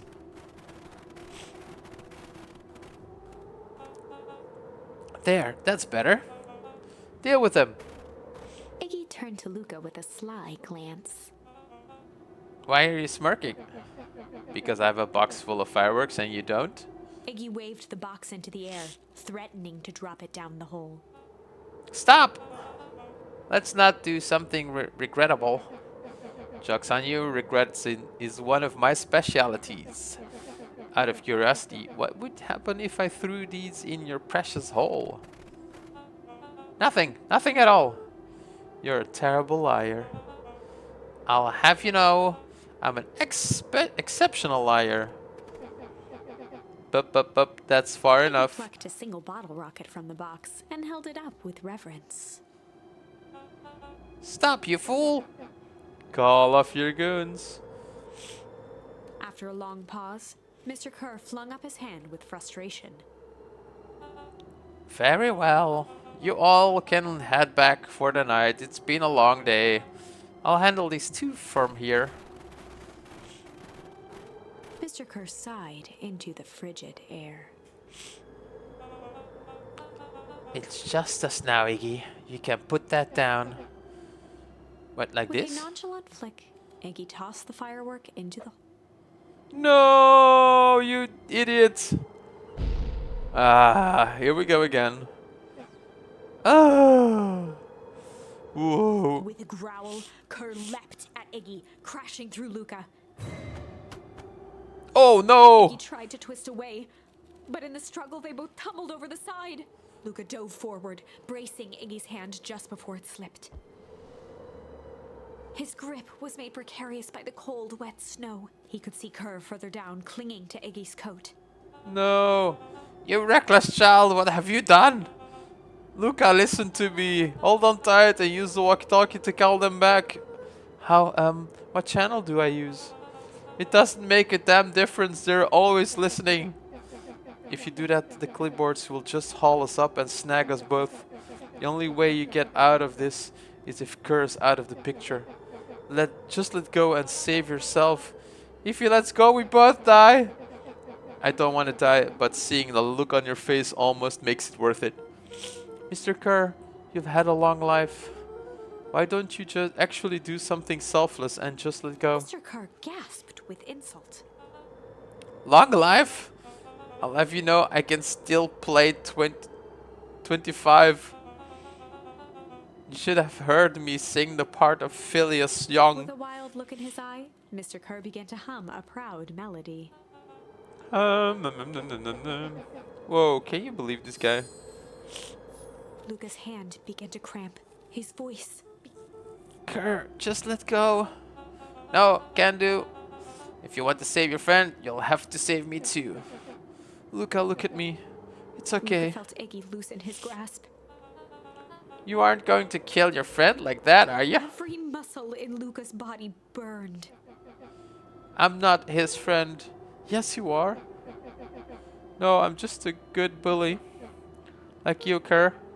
Iggy, no. Luca felt his hand slipping. And I told you what you need to do with bullies. I can't. It's your only way out of this mess. Two birds with one stone. Makes sense for us all to fall. Big wackadoos travel in Calm packs. settled over Iggy's face. Luca, let me do this. Iggy's voice was colder than the bitter air billowing from the cabin. Let me do the right thing for once. Look, I had a choice. Had no choice but to accept. I'm gonna accept it. I'm gonna start with accepting Luca it. had no choice but to accept It's tragic, but Iggy's request. it has to happen. Kurt needs to die. With a quiet blink, Luca watched a teardrop sail down into the howling void. As his fingers slowly gave up, he met eyes with Iggy. Could.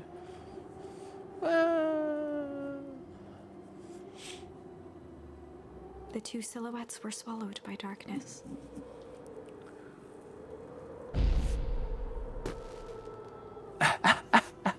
What the hell?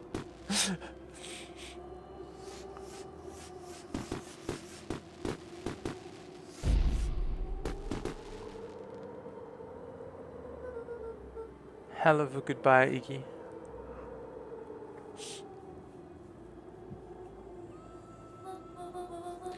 Luca, you should really step back.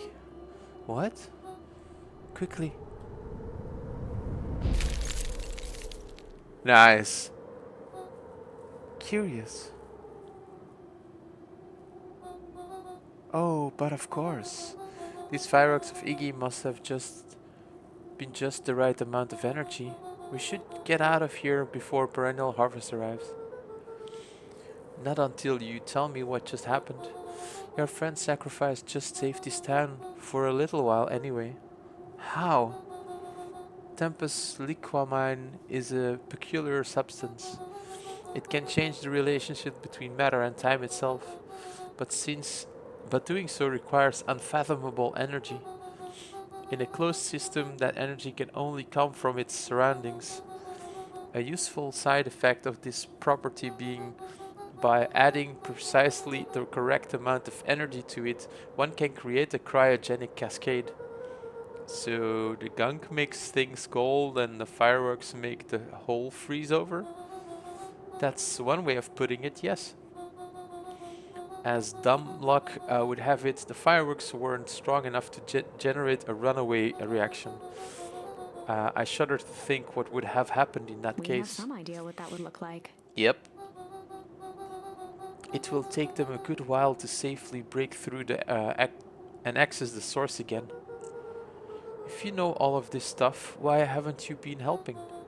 I have been, in my way. Each one of us has our role to play. Iggy's role, it turns out, was to buy us precious time. Mine has been to observe and wait. Wait for what?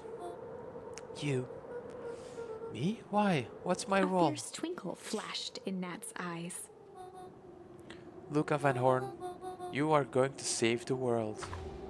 Da da da! With a chuckle, Nat turned and walked west. Dumbfounded, Luca followed behind him, trudging through the snow. Nice. Every step taking him further away from everyone and everything he knew, and closer To to destiny. To be continued in Beacon Pines, Pines Harder. What? Revenge served cold. Second time's a charm? What? Wait, that's it? This ends with a crummy cliffhanger just when it was getting good? I was even starting to like Iggy. Sally. It's awesome. No way. I refuse to be associated with some never-ending parade of sequels. Let's go back and find something more definitive. That's a good one. That's so good.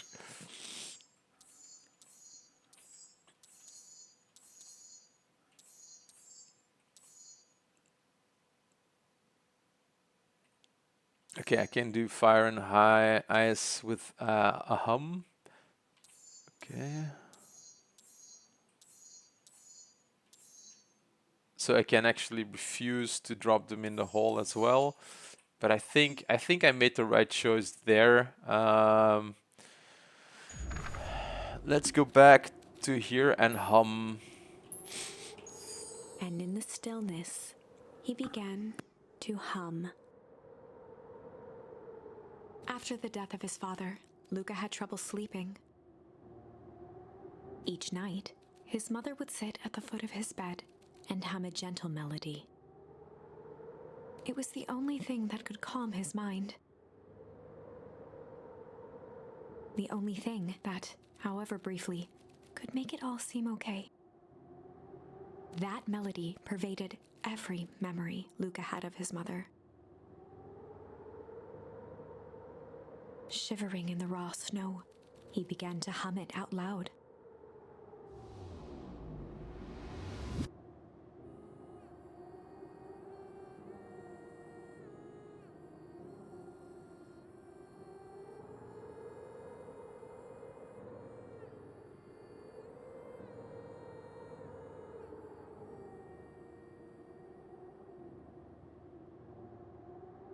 Gran lowered the torch, listening closely. As recognition slowly set in, her heart sank. Those countless nights of consolation, the incomparable loss they shared together. She let the torch fall to the snow and sizzle out. A few steps toward Luca was all she could bear before dropping to the snow herself. Through a flood of tears, she began to hum along, note for note.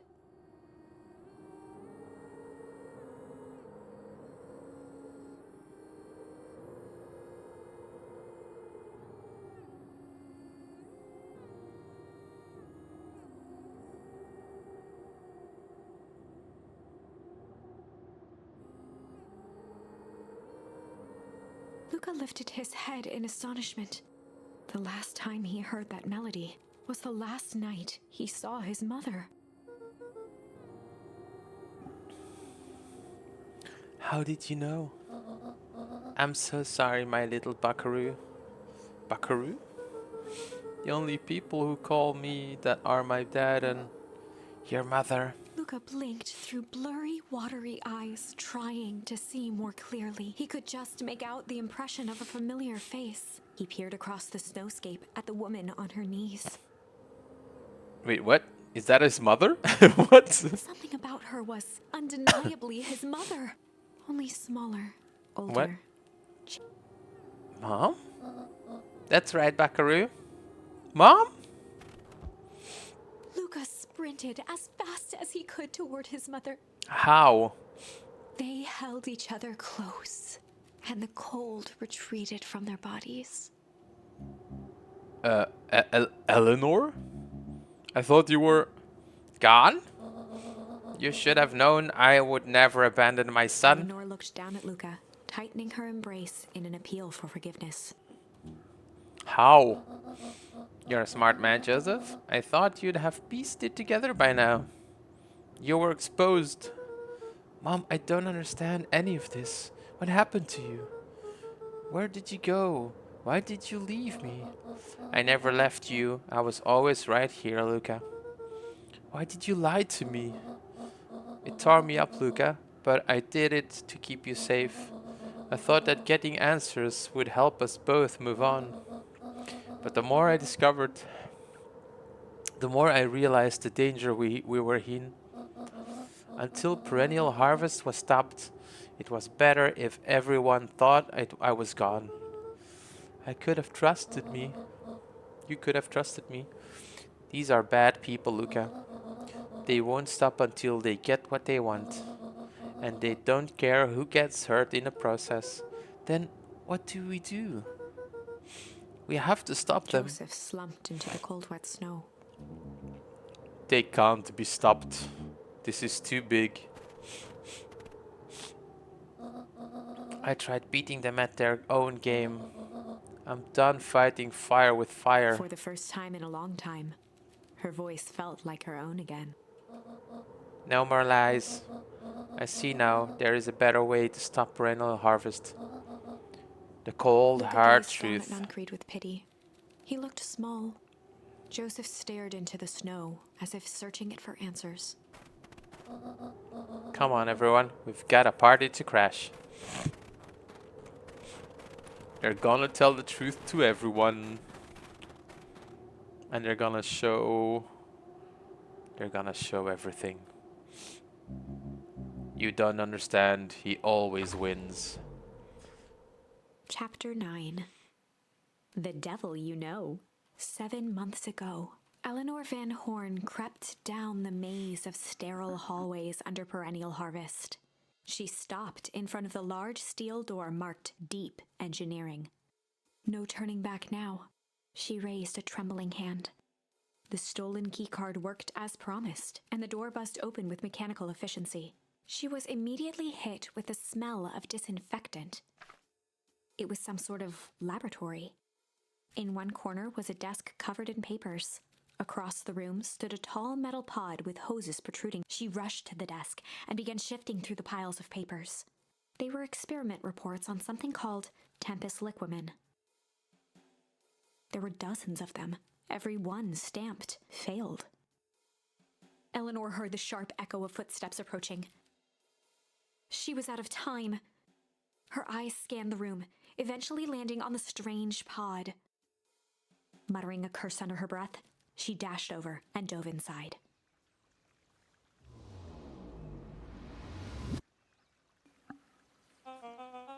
And this is what change is all about.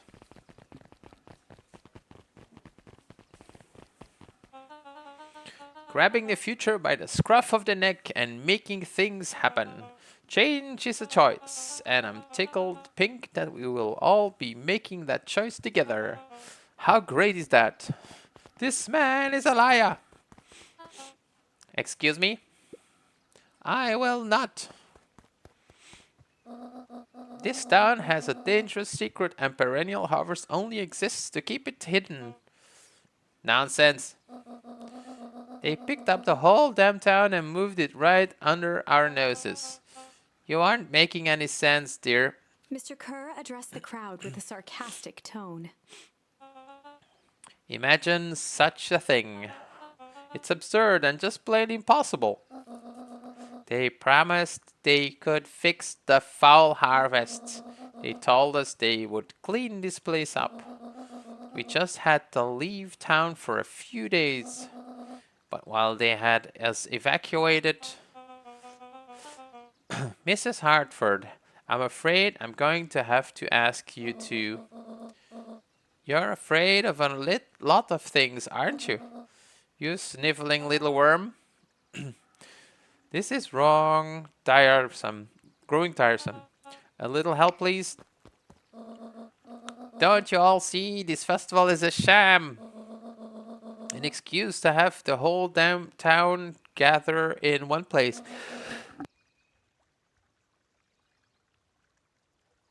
They're planning something awful.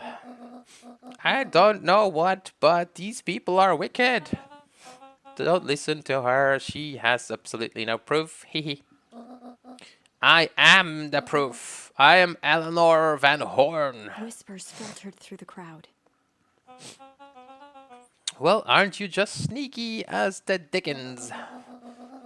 We all knew Valentine's fertilizer was too good to be true.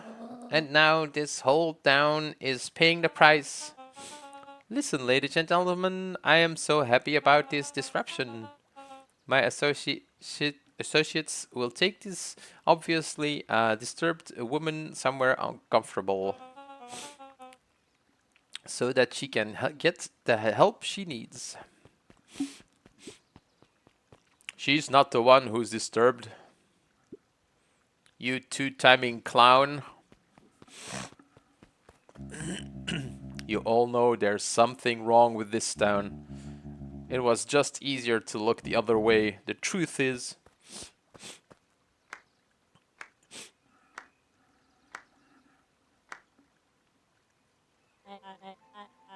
It's quite enough, Mr. Nuncreed. Torment dragged on Joseph Nuncreed's face. Take them away. No, I want them to see this. Ah, the ever tempestuous Eleanor Van Horn. You've been quite the thorn in my side, like a weed that burrowed in where it doesn't belong. I must confess, you look dreadful. Hang on. Is that the founder of town, like shrunk? Could be. I think so. He paused for a moment, plucking a piece of fuzz from his sweater and discarding it to the ground. Consider yourself in rare company. You've managed to pull one over on me. It won't happen again. I knew you had some sort of plan to disrupt our little party. But alas, I expect something a bit more impressive than incoherent rambling. No matter, your failures are yours to bear. Mr. Kerr. Yes, sir. It's a shame it was cut short, but I thank you for this rousing oratory. I will take it from here. Yes, sir. Of course, sir. You have done quality work for me, William. You can look forward to the recompense we agreed Kerr upon. gave a bow of deference. Founder, you are most gracious. Gasps rippled through the crowd. Thankfully, we can dispense with the formalities from here on out. Solomon pulled a glass vial from his pocket. In one smooth motion, he downed its contents. I knew it. A triumphant smile grew across Solomon's lips. You can all call me Sharper His body Valentine. and face began to contort and expand as he disappeared into a belching Green mist. Blip, blip, blip, blip, blip, blip, blip. hushed horror gripped the crowd. This is a story about change. It's a story about change indeed. What? No! Ah, so you didn't see that coming. Good. Sharper examined his new hands. Well, this is quite the improvement. Everything looks so much smaller now. Eleanor was right about one thing. This festival was a ruse. I wanted you all to witness my glorious return with your own eyes. Why does everyone look so downtrodden? This is a celebration, people. Maybe it would help if we set the mood. Mr. Kerr, be a dear and reveal the sign. Sharper Valentine Festival, okay. Ha! Wonderful. Sharper choked out a crude squawk of a laugh. Frustrated grumbles sprinkled through the crowd. Sharper, you malicious bastard. Malice. I'm glad you're back so I can tell you to your face. You destroyed this town. We ain't gonna let you get away with it again. Sorry, this is not the time for audience participation. Some assistance, Mr. William Kerr. gave a subtle nod to the clipboards. You bastard! Does anyone else have something to contribute? A helpless quiet settled over the crowd. I thought so. Did you all truly believe you could be free of me? A town of complete and utter fools. You people should be celebrating my return. You're clearly lost without me. And that leads me nicely to my children. Daddy? I gave you both the greatest gift a parent can give, the opportunity to prove yourself in my absence. Squandered. To say I am disappointed would be an understatement. But Silence, Augustus. An adult is speaking. I don't know which is worse, a son who is completely hopeless or a daughter with such potential who inevitably let me down. Eris, you fail me with admirable consistency. Thankfully, I was counting on it this time. Father, I have been wasting my time, my dear. What have you accomplished? I was focusing on cementing our legacy. Legacy? Who needs a legacy when you can just live forever? But what about... It's all right, kiddo. I'm afraid you suffer from a complete lack of imagination. There's just no helping it. Now then, where's Joseph? You didn't take the opportunity to slip off, did you? Oh, there he is. Everyone should give him a hand. None of this would have been possible without Joseph. I think you've just said enough. Nonsense, the people deserve to know how helpful and loyal you've been. I only did that what I did because he left me no choice. You always had a choice, Joseph. You were simply too weak to take it. No matter, cheer up. You are about to be rich beyond your wildest dreams. You should follow Mr. Kerr's example. When I found him, he was in a sorrier state than any of us. An aging actor, desperate to recapture his youth. He played his part, and soon he'll be able to play the leading man again. Forever, in fact, if he remains loyal. That goes for all of you. Well, those who haven't already frittered away my goodwill. Beacon Pines is mine again, and I'm willing to share its spoils in exchange for absolute loyalty. Are you saying William Kerr was never in charge of Perennial Harvest? Ha! You think that puffed up bladder skite could have accomplished all of this? Dawn, I suppose it's time for your big exclusive. Sharper addressed the crowd with indignant pride. He'd planned this moment for so long that now, at the deed's fruition, it almost felt frivolous. You see, I needed a figurehead to hold things down while I orchestrated my return.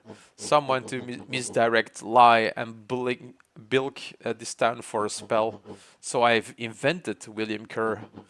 Take your bow, you've earned it. Mr. Kerr flourished a preposterously elaborate bow.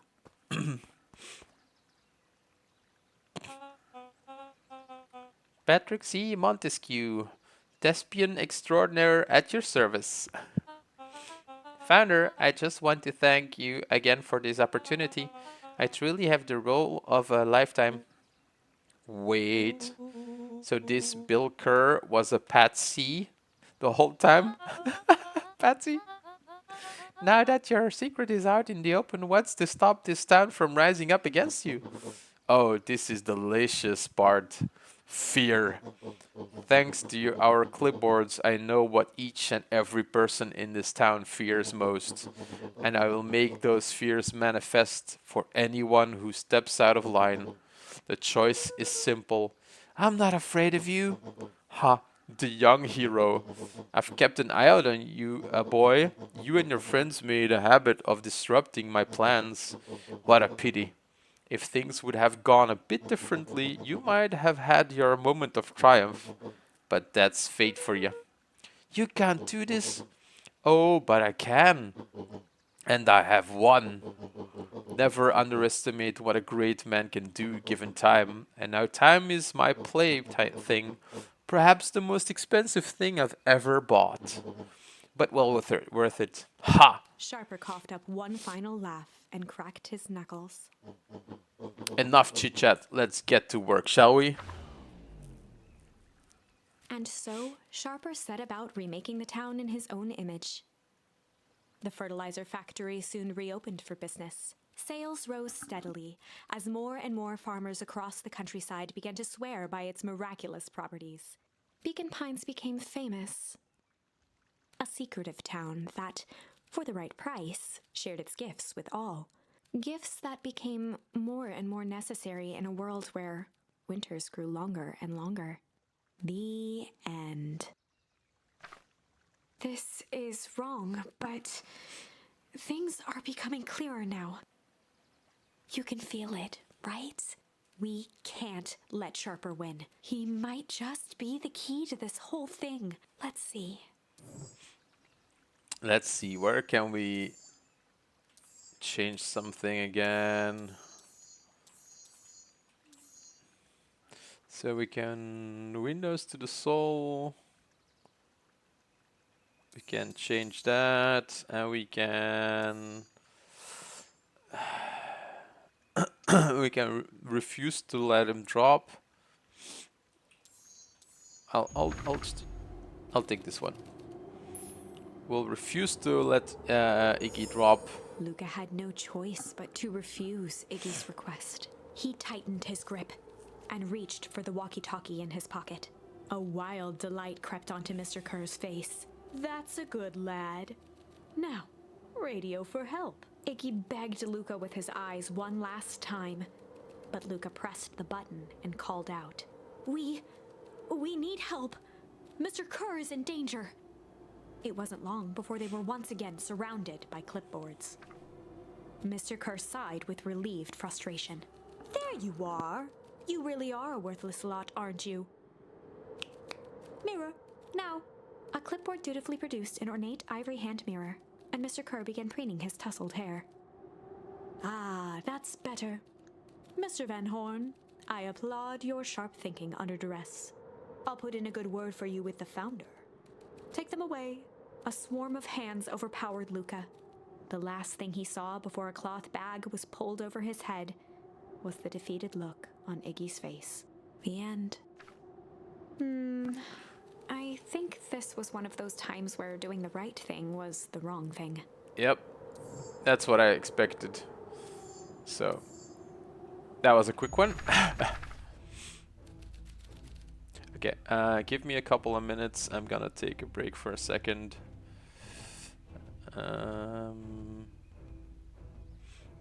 Okay, be right back, guys.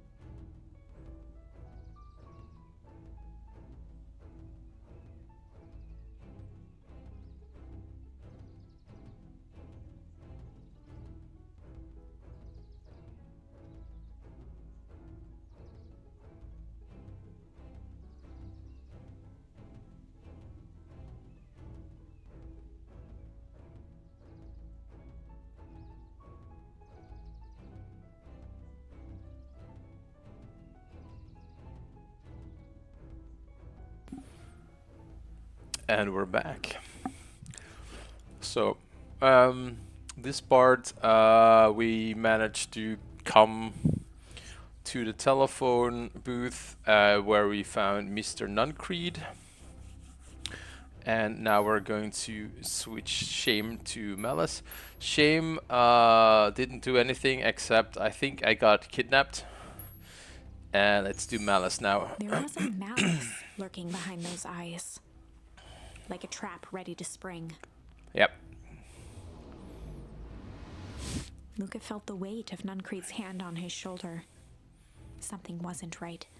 He didn't know why, but something was telling Luca to get out of there. Smart guy. I just want this all to be over. Of course, I'm sure it will all work out soon enough. I should get going. I told Roxy I'd check for Rollo at the Luca treehouse. twisted free of Nuncrete's grasp. Of course. Luca, you know your dad and I were good friends back in the day. You can come to me with anything at all. Run, little guy, run!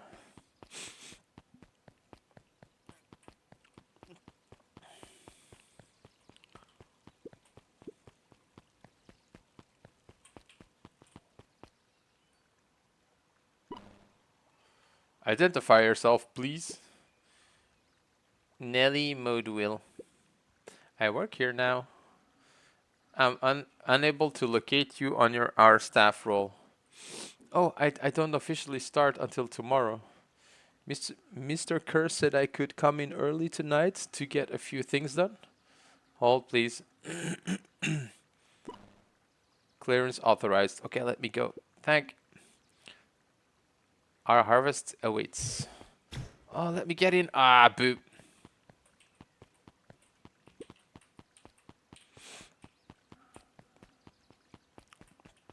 Our harvest awaits. Okay. Is Rollo here? That's the question. Rollo? He aired a long holler into the woods. Rollo! Sigh. Rollo, wherever you are, I hope you're okay. Luca felt his eyes getting heavy and plopped into the beanbag. Yeah, that's when Rollo He got missing. conceded to its lumpy embrace.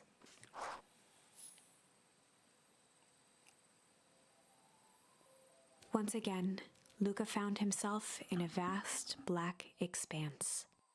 This time, he knew exactly where to go. He took a single confident step forward. The world flickered and pulsed. He found himself standing in front of the frigid air of a blazing campfire. The source. He plopped down cross-legged and gazed into the cold flame, waiting. Soon enough, the fire began to die out, popping sporadically, until all that was left was a single ember. Luca stood up and dusted himself off. He plucked the glowing ember from the cold ash, examined it, and slid it into his pocket. A keepsake. The voice of his father spoke behind him. "You made me proud, Buckaroo." Luca turned to face him. "Dad, what is this place?" A warm grin grew across his father's face. "A place where everything that has been and everything that could be all wait together." Luca found himself staring at his father's face, trying as hard as he could to memorize every single detail. Wait?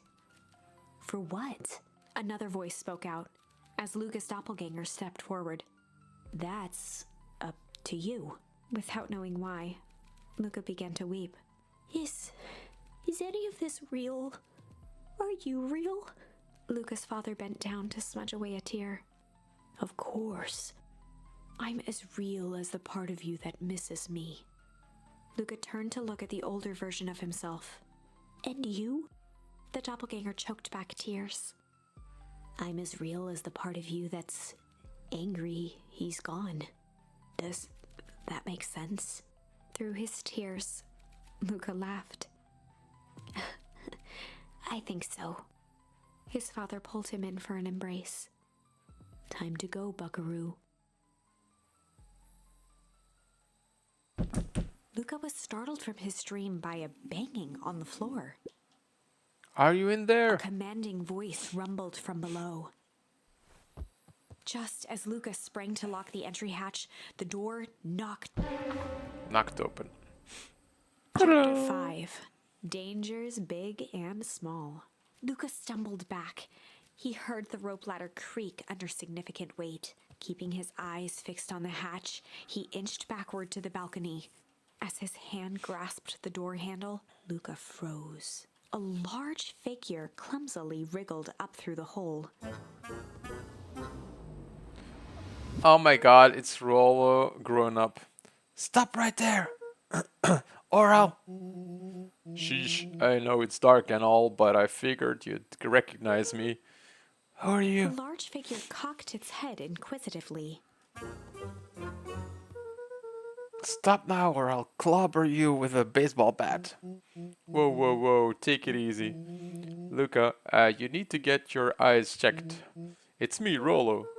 Nice try, but I know you aren't Rollo. You're like one of his random uncles or something. Where is he? Ha ha ha, uncle? Luca, quit messing around. It's me. If it's really you, prove it. Flaming chicken coop, Luca. Luca's jaw dropped. He peered more closely at the man standing in front of him. Something about him was undeniably Rollo, only bigger, older, changed. How? What happened to you? When I was running away, I ran into some more people in those yellow suits. They grabbed me and dragged me away. What? Where did they take you? Dunno. They threw a bag over my head. It was cold and smelled like a swimming pool. I think it was underground lab or something. They made my hands all big. Look. Rollo proudly presented his hands to Luca. Pretty sweet, right? I mean, it wasn't. It wouldn't be my first pick with a superpower, but beggars can be choosers. Rollo, it wasn't just your hands. My feet too? Dang, Pa just made me new shoes. Wait, Luca, why are you so small? Luca moved to the side and pointed Rollo to his reflection in the balcony window. What the? His hands shot up to his face. Holy Toledo! Rollo, what did they do to you? They made me drink some sort of green crud. Ew. Actually, it wasn't too bad. It kinda tasted like licorice. I passed out and woke up like this. And then I sorta smashed open my cage and escaped. Whoa, you smashed open a cage? Kinda. At least I think I did. It's all a bit of a blur. They had you in a cage? Who are these people? I don't know who did this to you, but we're gonna fix it. Fix it? This is awesome! Well, I'm just glad you're safe now.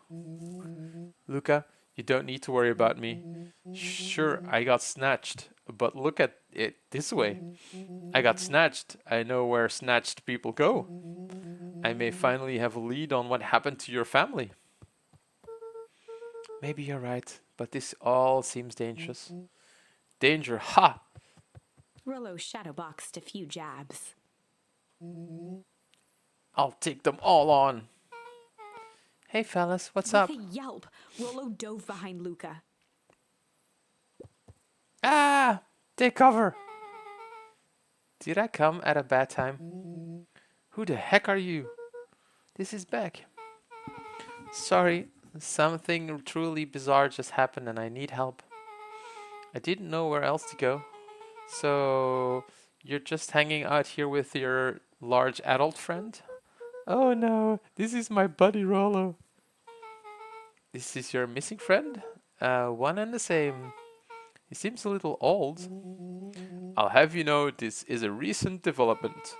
What the heck does that mean? Oh, I'm sorry. You're the one who just showed up out of nowhere. So we'll be asking the questions here. That's fair. How did you find us? Your silly little treehouse? I think you mean our silly little mission control. I hate to break it to you, but your secret path isn't so secret. and I could hear your racket from a mile away. See, Luca, this is why we need to improve security around here. Not now, Rollo. Beck, you said something bizarre happened? Yeah, but She shot a nervous glance at Rollo. anything you can say around me, you can say around Rollo. This has been a weird day all around, hasn't it? Yep. Beck's eyes narrowed. Okay, so it all started when I made it back home. My first order of business was to try to salvage my hair. So I dyed it with some stuff from the chemistry set my mom gave me. Okay, just need to play it cool and hope no one notices.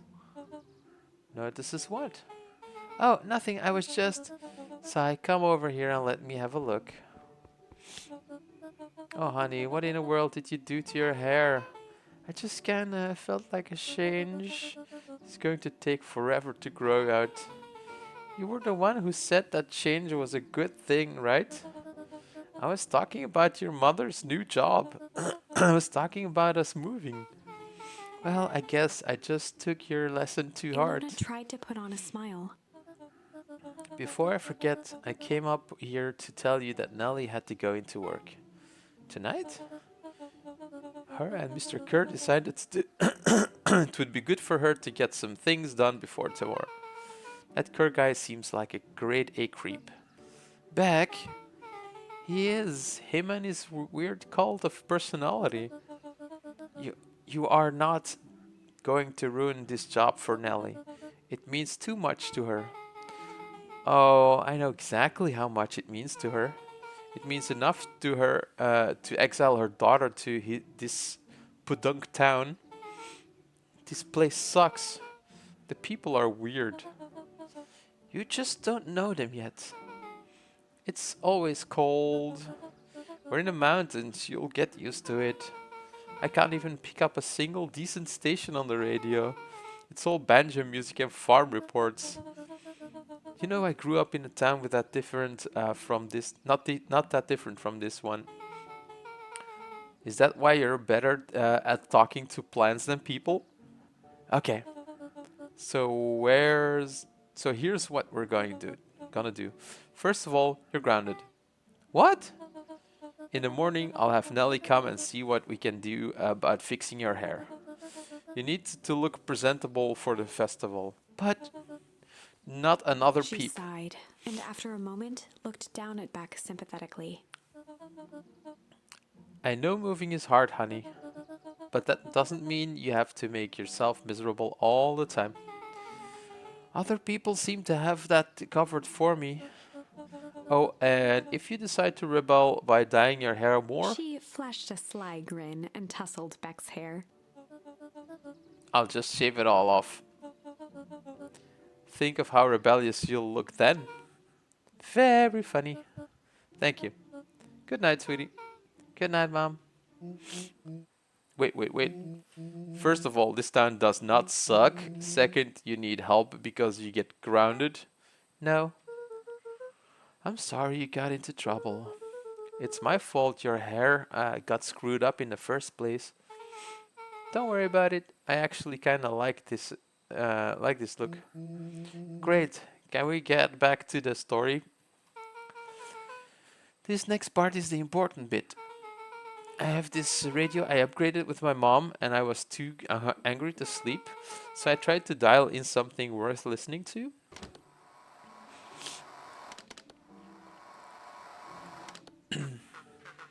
Mr. Kerr, are you there?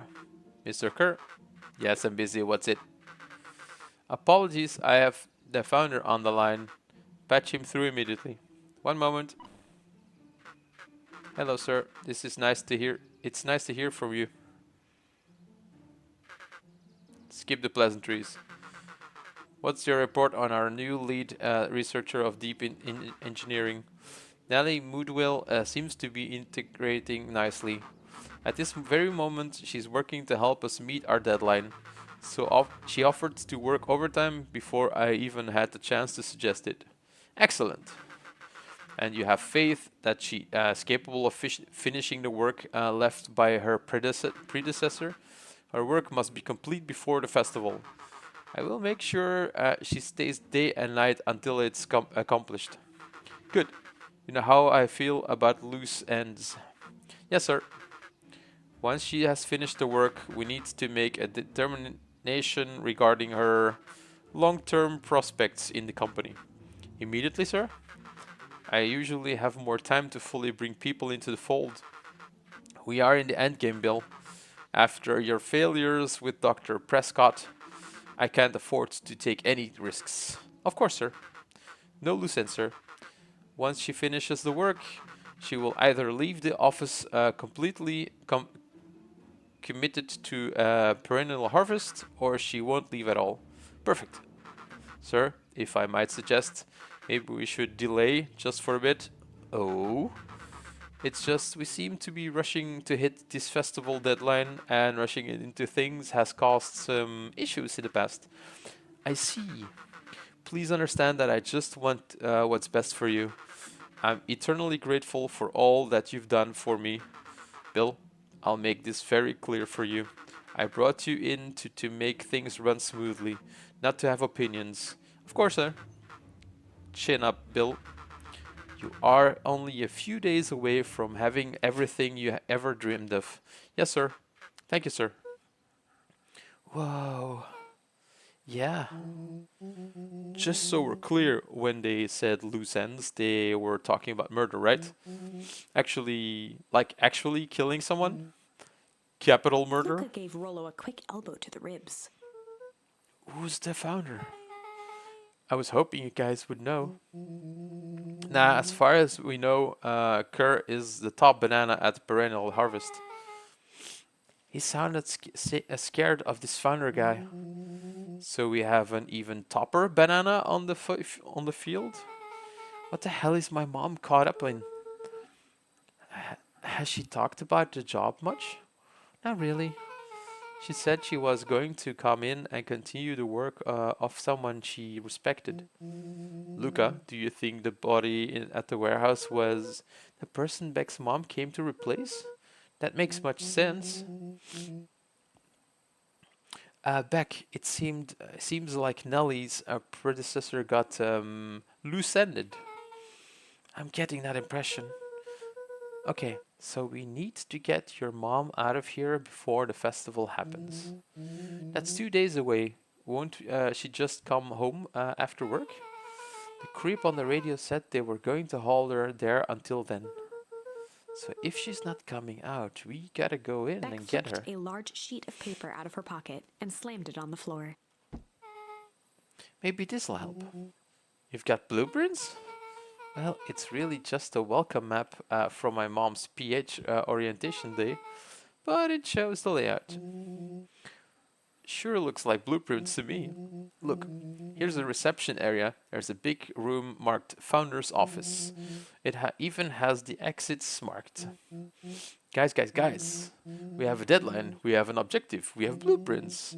You realize what this is, Rollo right? started to wiggle with excitement. I think we're heisting. This is an official heist. Chapter 6. The Heist. They spent the night's end huddled around that small map, formulating a plan to infiltrate the headquarters of Perennial Harvest. It would be no small feat, a modern facility equipped with all manner of technology.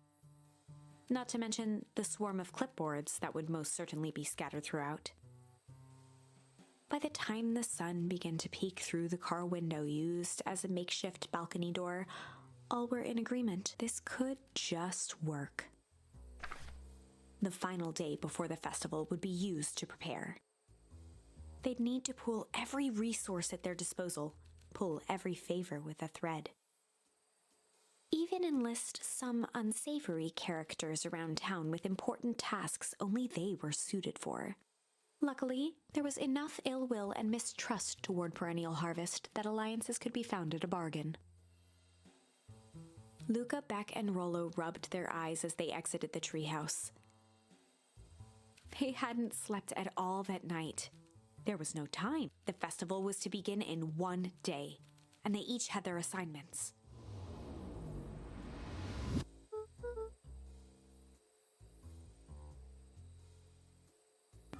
Alright, quick recap. Rollo, you're gonna talk to Roxy. Cordially. Without her and Fitz, this whole thing could go bust. Me, Cordial, is my middle name. Uh-huh. And how do you plan to explain He your waved new vaguely at Rollo's sizable figure. circumstances? But she'll be so happy I'm alive, she won't even notice. Beck snorted an involuntary giggle. And Beck, you're sure Ilona won't just shoot this whole thing down when she hears it? She'll listen. Once she understands the danger Nellie is in, the danger we're all in, the plan will make sense. Okay. That leaves me with Jeff, then Iggy. How are you gonna persuade them? I'll think of something. They each looked at each other with sleepy confidence and nodded. Well, Godspeed.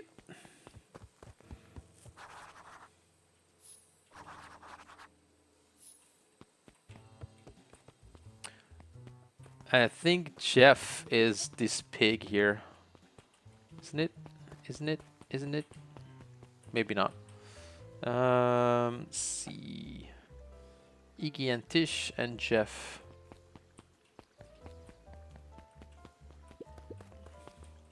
Or is it this one?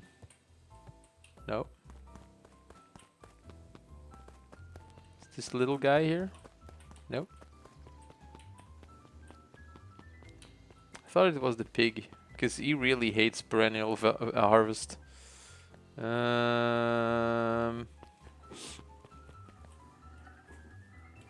the bird.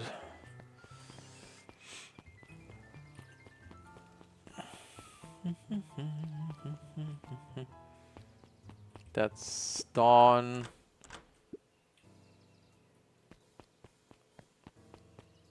Okay. Is this Jeff? No, it's not Jeff. Okay.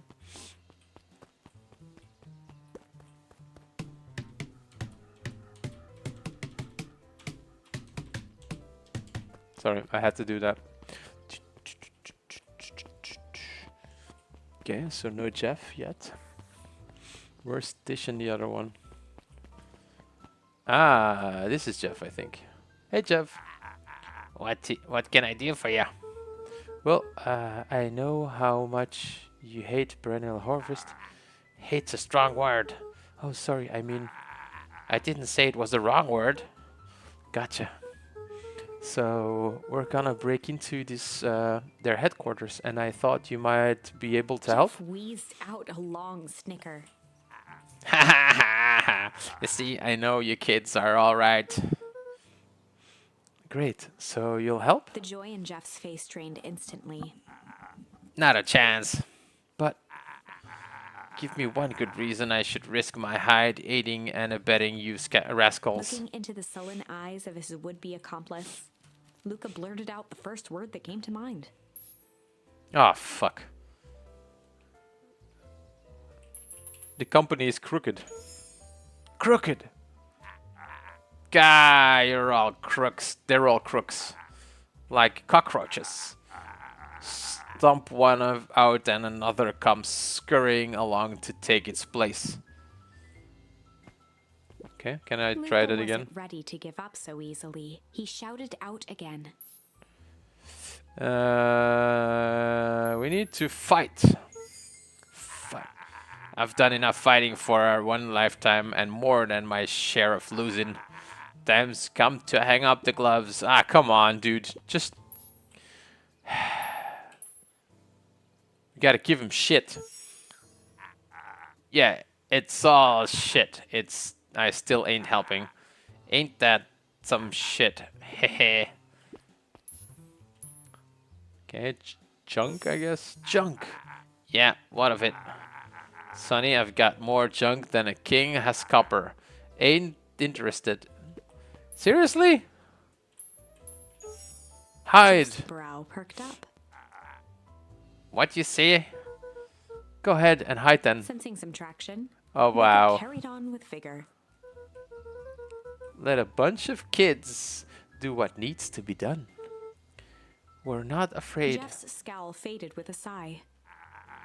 Say what you will about old Jeff, and they all do. But you'll never hear him say I hid from One nothing. good stomp of the foot was all Jeff needed to drive his point home. What was it all you kids needed? Some sort of disguise. I've got just the thing. And while we're at it, that crate should come in handy. This ain't gonna be free, you know. I'm thinking 5 bags of sour gubs should cover it. Put it on my tab. Luca offered out his open hand to seal the deal. With a firm and dusty grip, Jeff reciprocated. Done. Swing by first thing in the morning. Nice. I was not expecting the hide option at all. Maybe they're in the library. No. Where would this... there they are. Hey, Tish. Look who it is.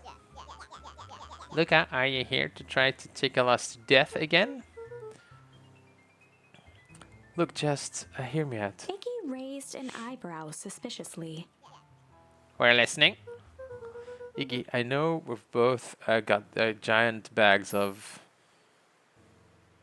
shit to each other. Iggy gave a reluctant shrug.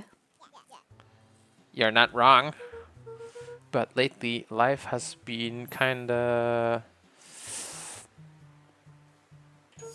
strange, you know? Iggy considered the point. Things have been weird around here. So I'm offering a truce and asking for your help. What you say we pull together? Pull our hostilities, at least for now. Pull? We don't pull away from nothing. Buzz off. Ah, shit. Okay. Luca knew they'd need Iggy and he tried again. Okay. Let's do shit again. Iggy gave a reluctant shrug.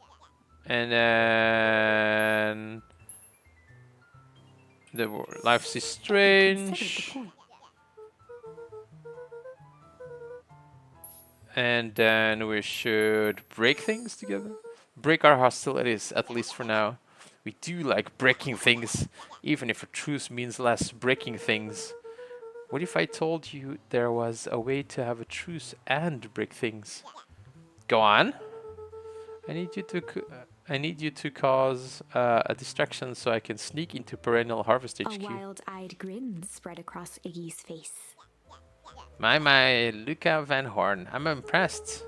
After all this is all done, maybe you and Tish can come hang out at the treehouse sometimes? Iggy glanced over to Tish, who nodded in agreement. Fine. But not because we want to see your crappy treehouse. We just like to cause With a quick chaos. nod, Luca was off. Yes, you do. Yes, you do. Did you hear that, Tish? He gazed up at Tish with a smile. He invited us to hang out at the A subtle treehouse. tear ran down Tish's cheek. I never expected this day to come. How wonderful. She actually speaks? Chapter 7. She says more than yes? What? Into the hive. A good heist requires preparation. And thorough preparation takes time, something they had precious little of. So far, everything was in order. Jeff, Iggy, and Tish all agreed to do their part. Beck radioed Luca that night with a simple and covert message. We are locked and loaded on my end. And Rollo, after a lengthy confession, managed to persuade Roxy and Fitz to help. He stowed away in mission control for the night to avoid attracting attention. Rollo, being uniquely suited for the role, would be the first to breach Perennial Harvest. The outfit provided by Jeff wasn't perfect, but a convincing disguise is 10% wardrobe, 90% confidence. Rollo took a few Lol. vigorous breaths and shook out his arms. Just calm down, Rollo. You can do this. Awesome. got your delivery here. Delivery? I don't have anything in my notes about the delivery. One moment.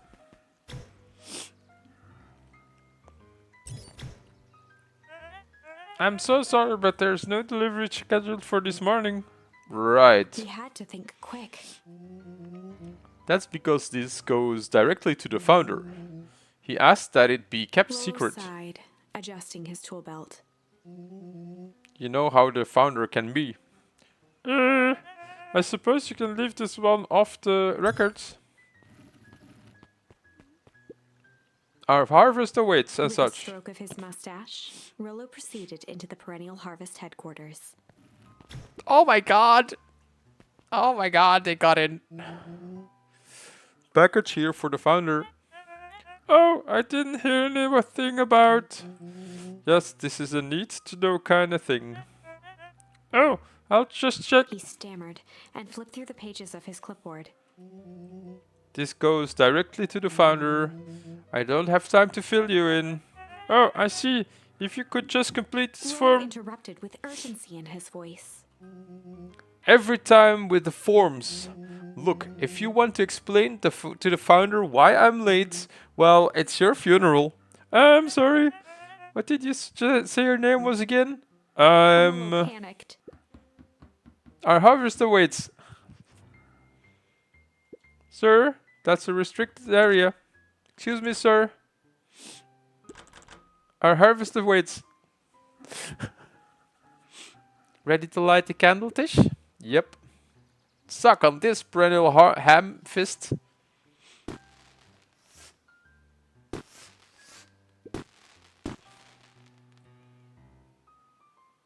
The distraction was enough for Rollo to regain his confidence. Just open the damn door. I've just got a The job to keyboard do. fumbled around in a frenzy. I should check on that noise. Oh, come on. Just buzz me in already. Okay, okay.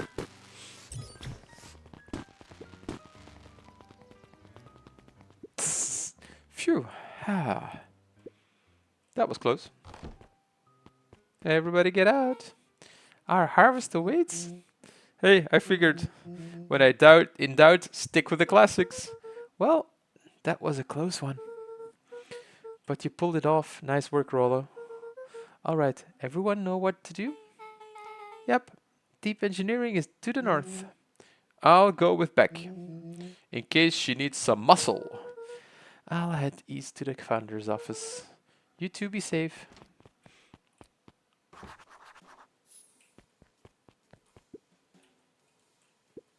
Oh, better not head that way indeed.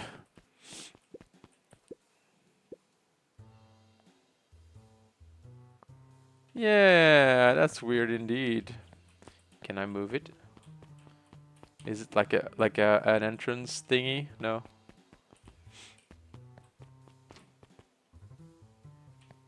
It's another corridor. Okay. Oh my lord. Is it like a puzzle? Oh my lord. Are you kidding me?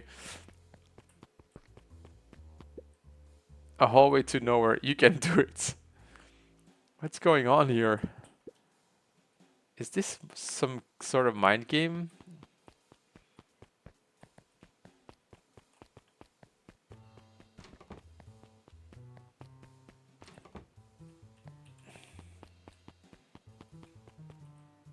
Oh my god.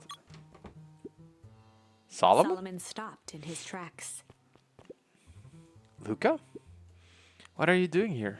It's a long story. Are you okay? A veneer of confusion flashed across Solomon's face.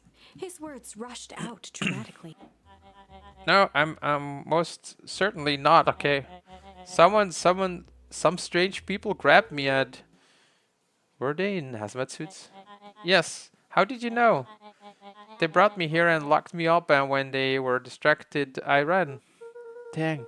Okay, you just stick with me. We've got a Solomon's plan. facade briefly faltered. We? Yeah, Rollo and Beck are headed to deep engineering. Thank heavens you found me. We've got to get out of here. We can't leave just yet. But they'll catch us again. I've got to do something first. When you were running, did you happen to see a door marked Founder? Founder? Why are you looking for him? I'm not. I just need to get into that office. Now that you mention it, I do think I saw a door that said Founder. It's just down Luca there. happened to notice a plaque above the door. Officer of the Founder. Knocking comes with consequences. Oh, here it is. So it is. It's pretty lucky that I ran into you, or else I might have missed it. Luca tried the Truly handle. fortunate. Solomon Locked. leaned forward to examine the mechanism. Regrettably, it seems to be some sort of electric lock. I don't see how we could possibly defeat a lock like that. Luca smiled and looked at his watch. Let's just wait a minute.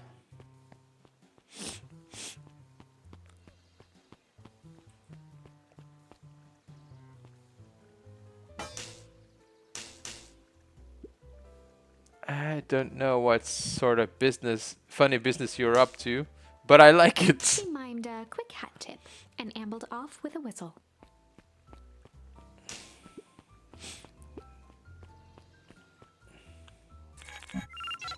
The light on the keypad changed from red to green.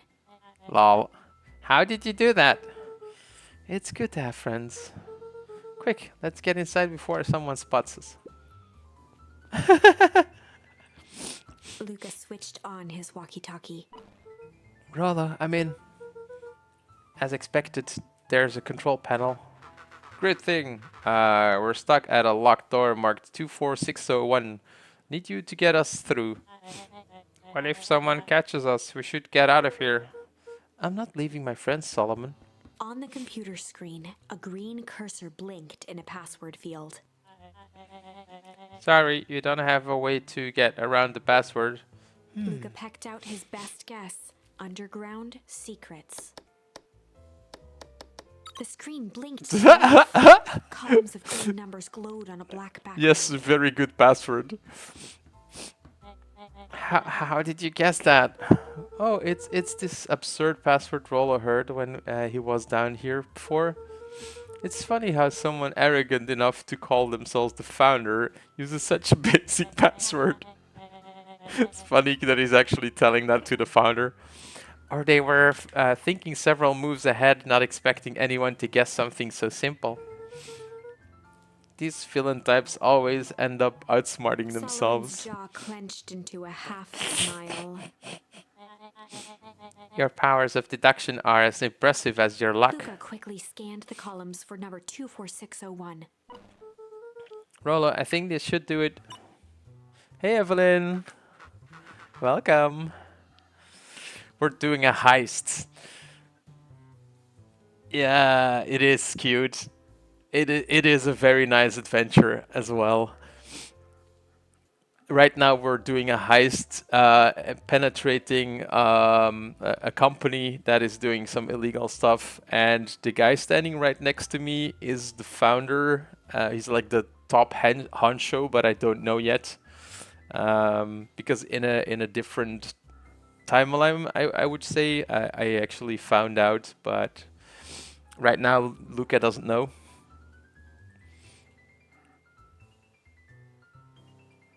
Animal Crossing sounds like the blah blah blah blah blah. Yeah.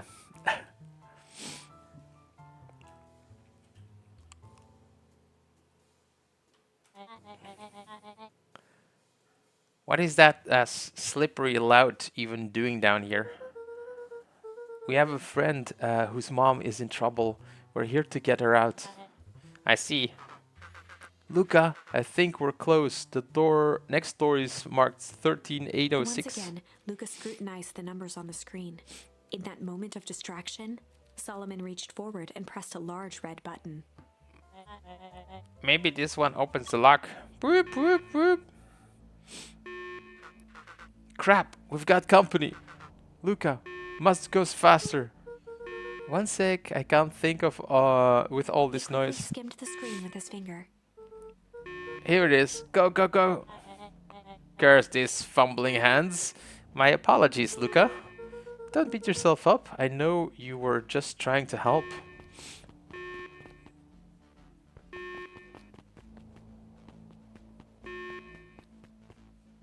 Yes, yes.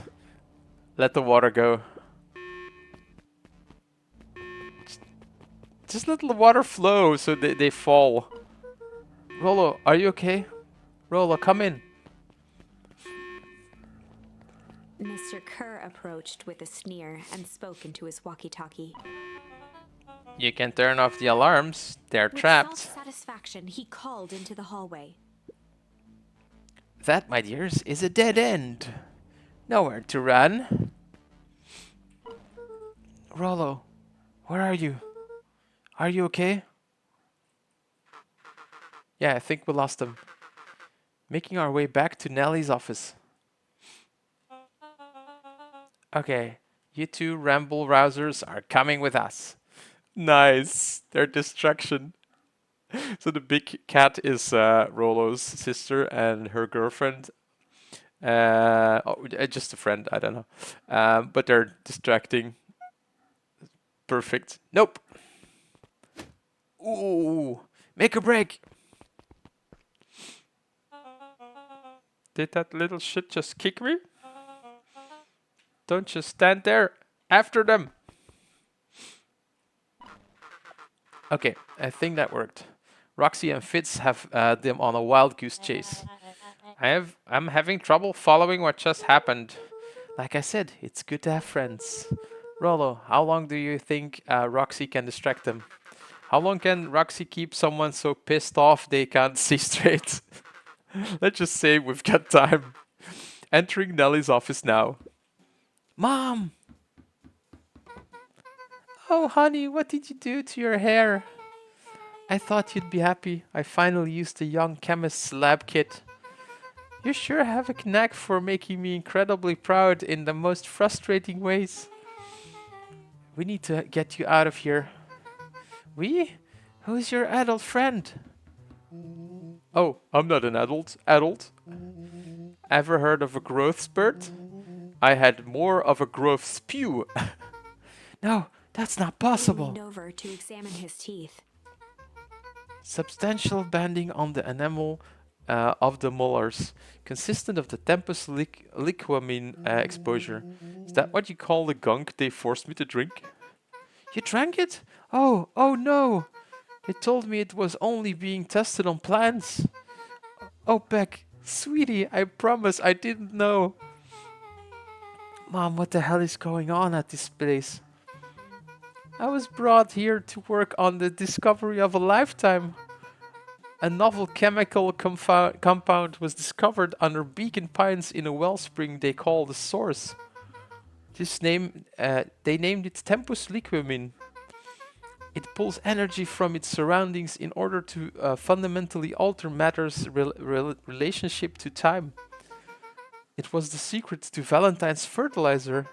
They harvested the source, infusing small amounts of Tempus Liquum into the product. It worked wonders, drastically accelerating plant growth. Crops would be ready to harvest in a fraction of the time. But it led to complications. The foul harvest. Perennial harvest came in to clean up the mess. They succeeded where Valentine failed. But Tempus Liquamine is rebellious. Rebellious? You can think of it as a manifestation of change itself. It's volatile by its very nature. So the more you try to force it to do a specific thing, the more it resists, yes. I can relate to that.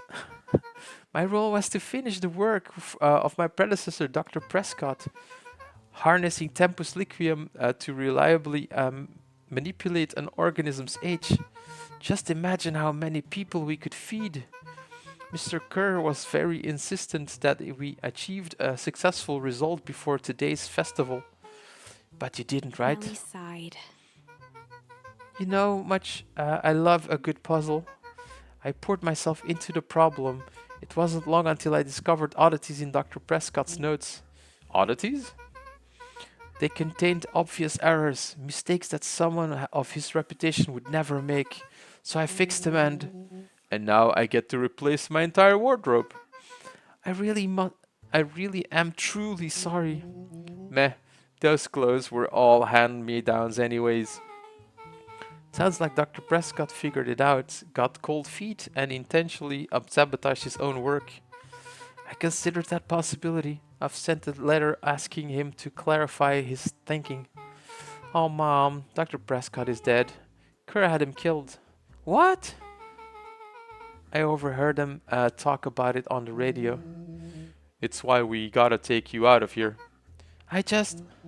Like now. Wait, the vial. I finally solved the chemical equation allowing direct control of aging. Mr. Kerr picked it up just before we came. All the more reason we gotta hightail it. Luca, we've got Dr. Moodwill heading your way now. Roger that, be careful. Alright, everything's on track. And what is your plan for escape? We'll go over everything when they get there. Yeah, Evelyn. This game has a lot of stuff going on. The thing is also, if you haven't seen anything before, it's kind of confusing. But they're basically, it's like a big puzzle in the adventure, and you're gonna see different things. And every single time you change the story, it's gonna have more things discovered, and in the end, all the puzzle pieces click together. Okay, we'll go over everything when they get here. In the meantime, maybe we can dig up some more info. I'm not gonna talk to you. I'm gonna check the details here. It looks like the founder was helping Kerr plan the festival. Why would such a secretive leader be obsessed with a party? Only time will tell. Luca held his hand up to the ashtray. Still warm. He must have been in here recently. So basically what happened last time is this little guy Solomon is actually the founder, and he changed into a little guy because of the a potion they made, I think. And he's gonna reveal himself when the festival happens, I guess, and then he's gonna take over control of town. Malice 80 proof whiskey. A hard drink for a hard man. Whoa, even his alcohol is arrogant. Solomon muttered inaudibly. I should just smother you right now. What was that? I said I shouldn't bother you right now. Don't be silly, you're no bother at all. Let's see what else this bad boy has on it. Security system, time card logs, payroll. You know, for being so evil, this guy sure is boring. Solomon once again muttered under his breath. Yeah, just wait. Huh? Oh, nothing. Luca tugged on each of the cabinets.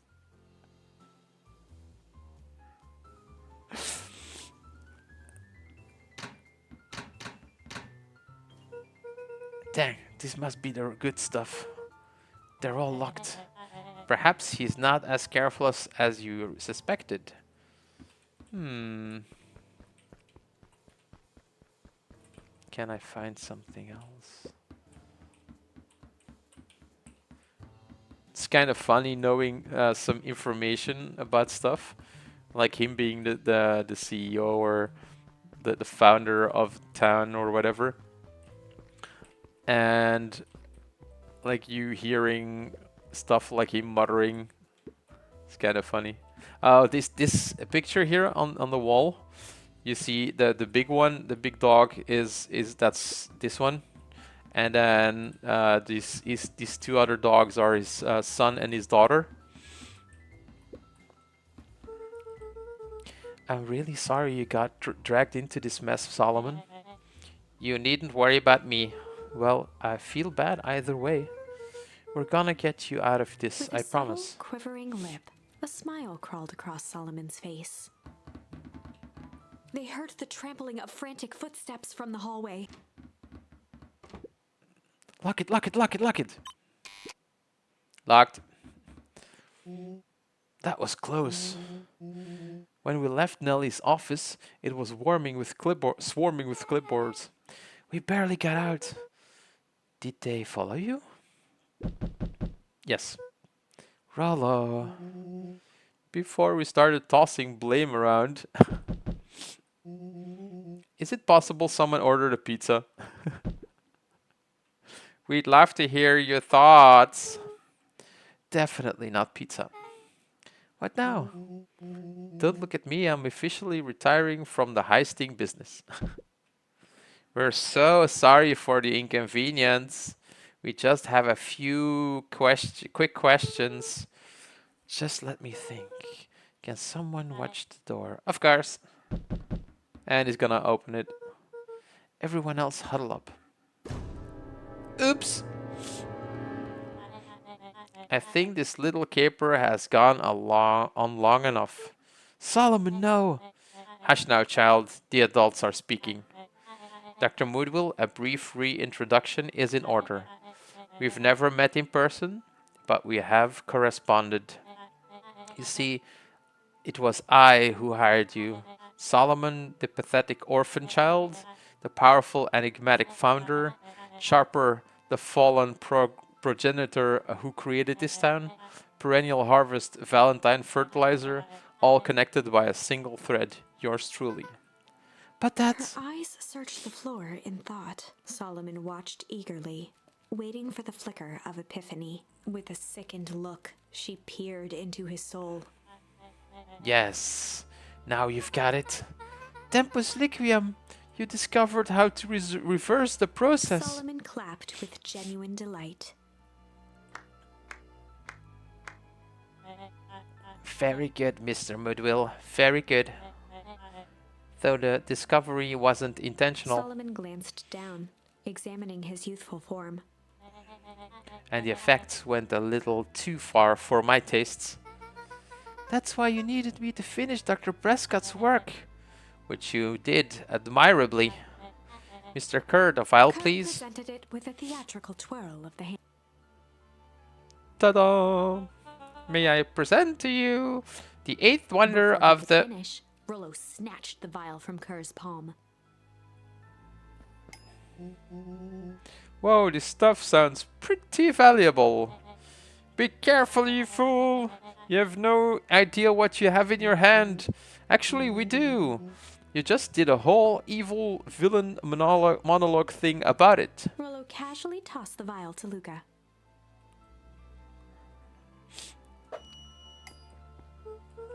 Gosh, maybe I'll have a taste. He jiggled the vial mockingly. Seize him! Luca! Over here! Move another inch and I'll smash She it. held it tightly behind her back. Solomon sighed, speaking in crisp, measured syllables. You have no plan. I'll smash it, I swear. Fine, risk killing us all. Or, if you're lucky, nothing happens. Then what? We capture you and grant you much less He leniency. pursed his lips with feigned sincerity. But I give you my word, if you hand it over now, none of you will be harmed. Deep uncertainty washed over Beck. You're a smart girl, Beck.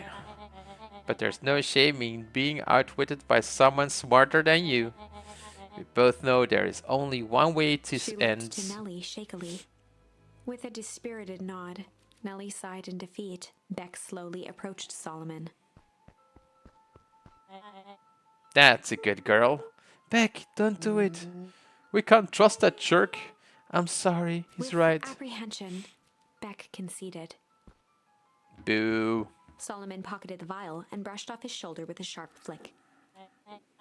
Mr. Kerr, you have allowed yourself to be humiliated by a group of children. Report to my office tomorrow for a performance The review. blood drained from Kerr's face. Of course, sir. But first, you have a speech to make. Throw it out there and give me the introduction I deserve. And don't forget to smile. Yes, sir. And to think all of this is thanks to the efforts of Mr. Van Horn. I don't understand. How is this all because of me? Ha! I said Mr. Van Horn, silly child. Dr. Walt Van Horn. Your father was always a thorn in my side. I offered him an opportunity to be a part of something great. but the fool was blinded by righteousness. He even broke into my laboratory in an attempt to sabotage my Solomon work. shook his head with gratification. But a universe has a funny way of correcting course. By meddling with a force he didn't understand, Walt showed me its true potential. As fate would have it, Luca, your father's dying act was to grant me eternal A life. muffled applause resonated faintly through the walls. Well, that's my cue. After the festivities and my subsequent ascension, I will return to deal with you all. Until then, I suggest you use this time to reflect on the magnitude of your failure. You three keep post outside the door.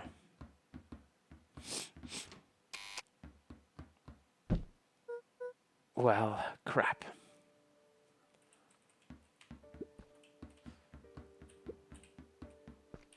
Okay. Well, let's talk to my friend first. I can't believe Beck sold us out like that. I'm not sure she had any other choice. So what now? What's the plan? I don't have one. Of course you do. You always have a plan. Rollo. You just need some time. Rollo, it's over. We lost. Hey. I'm sorry, Luca. I did what I had to do. I know, it's just we were so close. I've got a feeling that eventually Solomon will get what's coming to him. Time wounds all heals. What? Isn't it time heals all wounds? Well, time seems like less of an issue for him now. Luca, there's something you should know. After Mr. Carroll locked me in the office, I had nothing but time and curiosity. I poked around a bit, hoping to find a means of escape, but I found something else. A note hidden in a false drawer. What sort of a note? Dr. Prescott must have sensed his time at Perennial Harvest was growing short, so he left behind a letter with the hope it would be found by his successor. Yeah, time wounds all heals. It was a confession of sorts. He left it for me, but its contents... Luca, I think they were meant for you. Why? What did it say? It was about an incident with your mother. Dr. Prescott found her in his lab with a stolen key card. There was an accident. She had been exposed to extreme amounts of Tempus liquamin. The color dropped from Luca's face. She survived. Dr. Prescott decided to help her recover. He no longer trusted Perennial Harvest, so he kept her whereabouts a secret. Over time, your mother led him to reconsider the purpose of scientific discovery. Science is often at the vanguard of change, but that doesn't mean it's always right. He realized that no one should have control over something as powerful as time itself. I now believe that's why he began to intentionally sabotage his own work. And it cost him his life. That's a reasonable conclusion. Luca was overwhelmed with emotion. But if she's alive, where has she been? Where is she now? A sudden explosion sounded from the hull. Chapter 8. So, first of all, his mother has aged significantly. And in the story before this, we discover that the grandmother wasn't actually Luca's grandmother. It was actually his mom, just disguised. Well, disguised. She aged because of the liquid. So it's kind of cool. So before I continue in chapter 8, I'm gonna go AFK for a second, and I'll see you in a bit.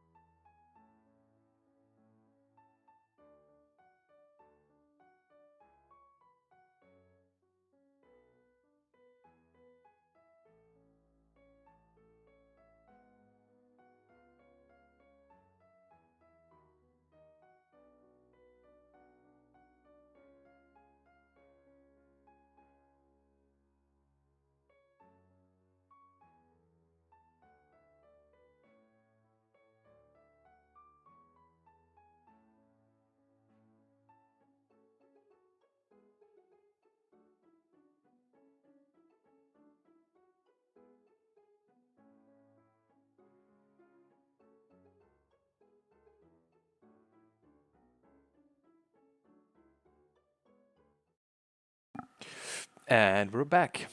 Thank you. It's nice to hear that you like the music. Comeuppance. Okay, chapter 8, Comeuppance. Ears still ringing, Gran picked herself up off the ground. Through the dust and smoke, she looked over to see Mrs. Fratelli helping Hiram Tolliver to his feet. She'd had to beg, borrow, and steal to acquire those explosives. How many nights had she spent visualizing how she'd use them to make things right? And now, her one shot at destroying the source, that damned hole that swallowed so much of her life, was gone. Traded for this jagged hole in a wall and a foolhardy shot at rescuing Rollo. With Fratelli and Tolliver at her side, she stepped through. It was a strange feeling. The last time she'd stalked this maze of hallways, it was in a different body. They quickly rounded a corner to find a group of clipboards guarding a door. Something worth guarding is probably something worth seeing. She leapt forward, brandishing her cane. If her last chance at vengeance for things lost was truly gone, she would just have to fight to keep what she still had. Oh, nice. Gran to the rescue.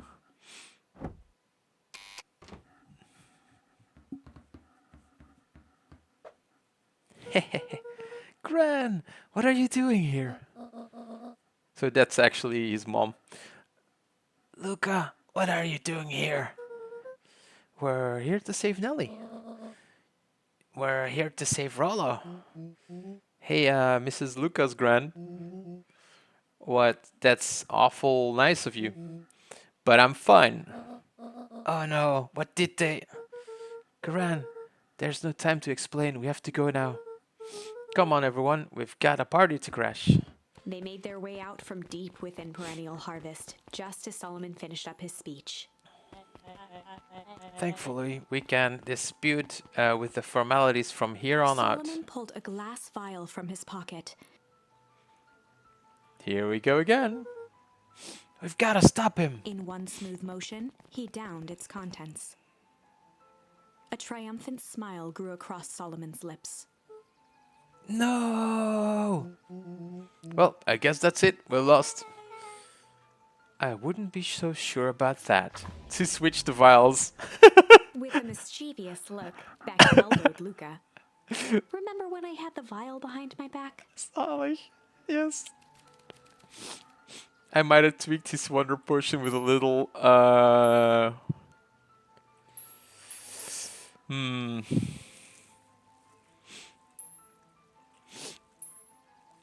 So we can change our story by adding in some junk, some change, or some malice.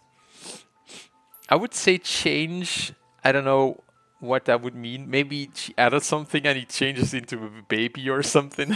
That'd be nice. Might have tweaked his wonder potion with a little change. Probably the right one is junk or something. Like pocket change? Your unlucky penny! Yeah, I plopped it in the vial when no one was looking. What's that going to do? No idea. That's the beauty of science. Now we observe. You can all call me Sharper His body Valentine. and face began to contort and expand as he disappeared into a belching green mist.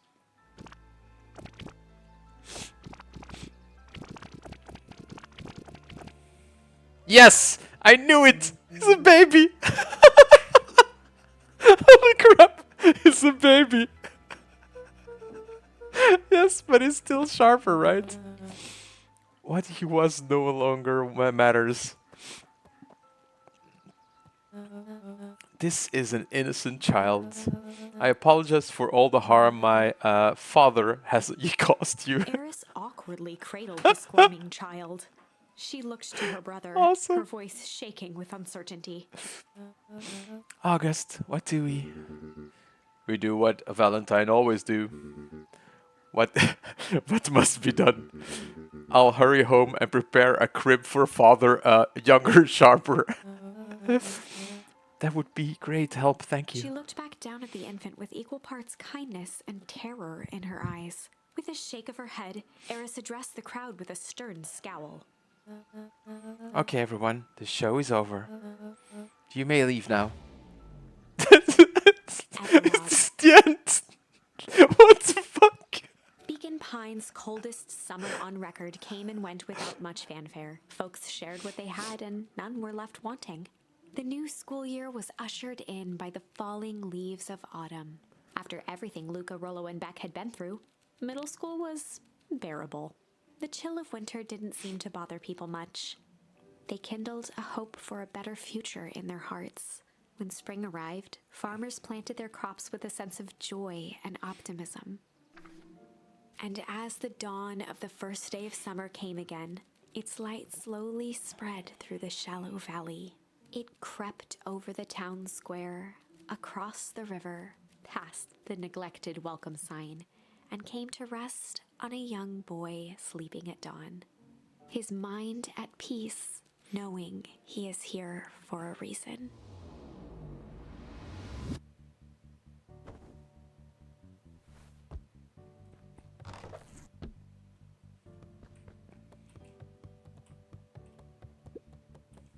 Over time, Eleanor began moving Walt's old things out of the closet and into storage. Eleanor had moved back into her bedroom, and now that she wasn't sneaking out late, she even slept there most nights.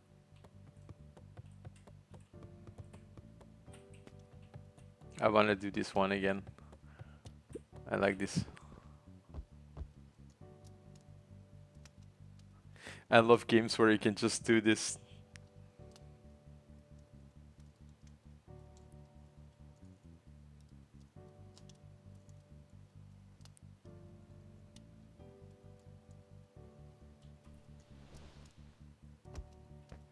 Okay.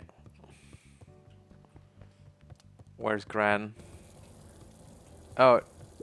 Hey! The closet is back, okay. And the faucet is still running and the fridge is still open. The entire game I kept it open.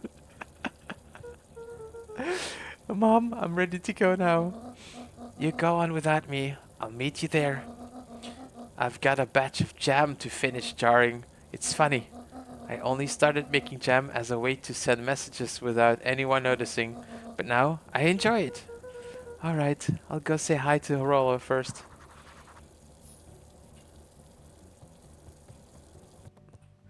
There's one thing though. Where did the what happened to the source? The big hole in the ground that has winter coming out? I hear you, Rollo. You and Rollo have big plans for that little treehouse. Yeah, it started getting crowded after we revoked the max capacity one Rollo, one Luca rule. So we decided to expand, but at least we've got some help with that. How's the internship at Nelly and Ilona Shapo going? It's been great. I'm hoping it helps me get into the School of Agriculture up at State. Also, Nelly said she'd write a letter of recommendation, which would be huge. I just can't help but worry about leaving Rollo. He's grown up so fast, but he's still my little brother. Yeah, he had a heck of a growth spurt. I don't just meant grown, literally. This morning he was up and finished his chores before I even had breakfast. Well, some of that might be his excitement about the treehouse renovations. Don't tell him this, cause it'll go to his head, but I'm really proud of that little punk. I'm sure he feels the same way, but he's just too dang proud to tell you. I know.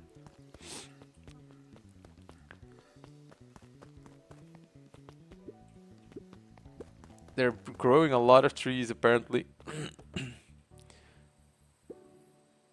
Okay.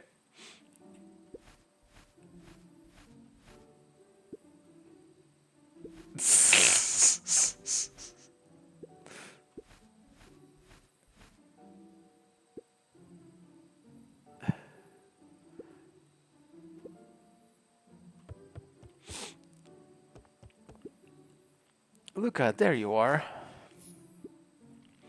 Would you tell him it's not the angle? Hey, I'm not in charge of antenna redesign. Fine, fine. Iggy, just don't do anything drastic until we get back. Who, me? Tish, you're in charge while I'm gone. Yep. She's back to the yup. It'll be fine, right? It'll be fine. If we really want mission control to turn into something bigger and better, we have to loosen our grip a bit. Sigh, you're right. Lead the way. Checking with Beck at her house.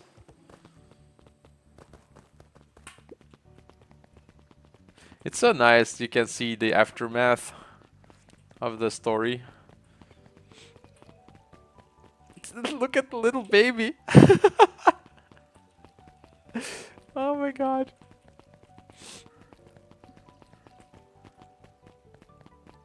Oh my god. What the hell are those little guys? Oh, are those the clipboard guys? With perennial harvest gone, the transportation tubes were left unused. Come on, come on. No one is too big, no one is too small. The Jeff's Wild Ride. Well, maybe not completely unused. Oh, okay, got it. Just one piece of candy for the ride of your life. Who's next? Me. Nice, nice.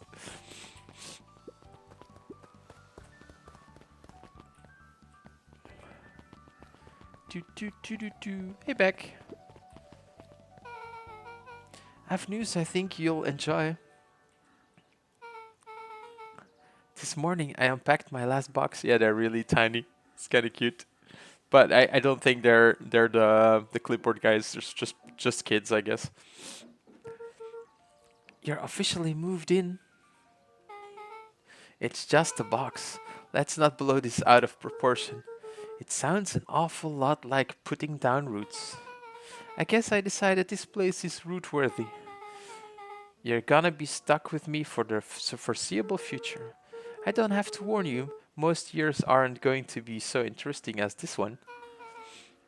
I think I'll manage. Ready? Before we go, there's a bit of a surprise. Ooh, I like surprises. When they're good surprises. Ooh. Ooh. My mom's prepared this tree especially for you. They didn't have to do that. It wasn't just them. Just about the whole town pitched in. We all owe you one. It should be okay in the cold. Oh, in the cold of old Beacon Pines, and thrive as things warm up. That's perfect. Oh my god, so cool! I can put it on my dad's grave. Yeah.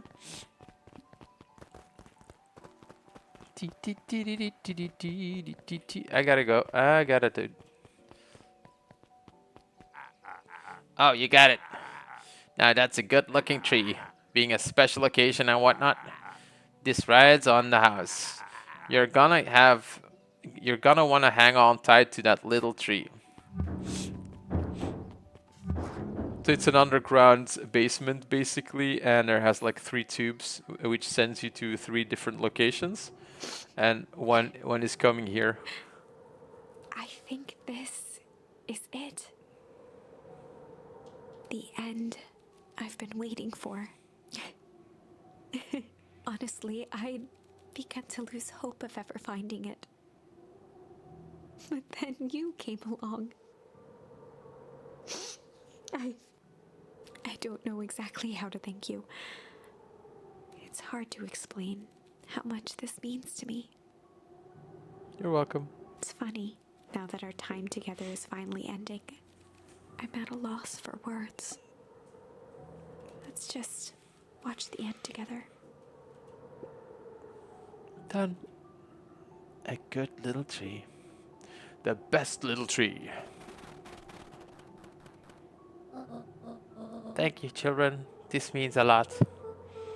Yeah, thanks for everything. Shucks, I only did what any super awesome best buddy would have done. I should probably give you some time alone now. You good? Yeah, I am. It's been a wild year. How are you feeling? Everyone keeps asking me that. I'm fine, really.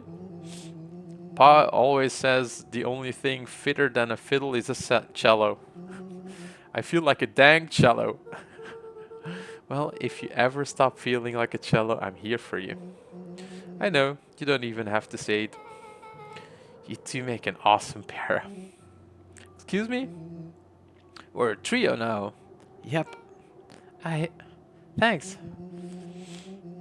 There's just one thing missing now, that you're a part of our group. Yeah, I got it. I love Rollo. Rollo is so fun.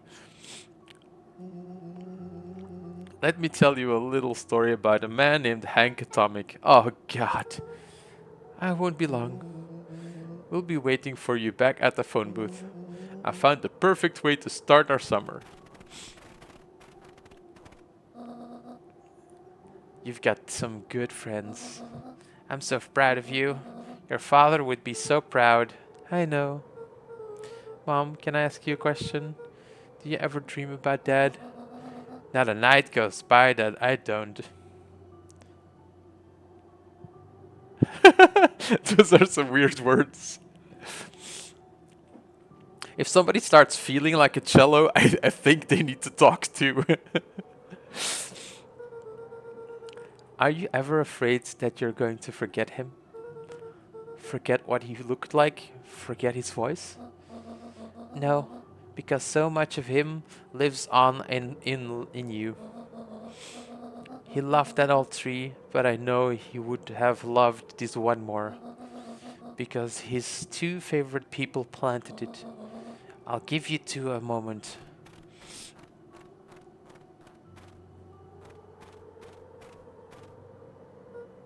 Hey Dad, Dr. Moodwill says that over the next few years this place should warm up. So you won't have to be so cold for much longer. I think I finally understand why you left that night. There were things you believed in, big things. These things were the things that made you, you. If you wouldn't have stood up to Sharper, stood up for what you believed in, you wouldn't have been the same person anymore. You had to go, but that didn't mean you loved us less.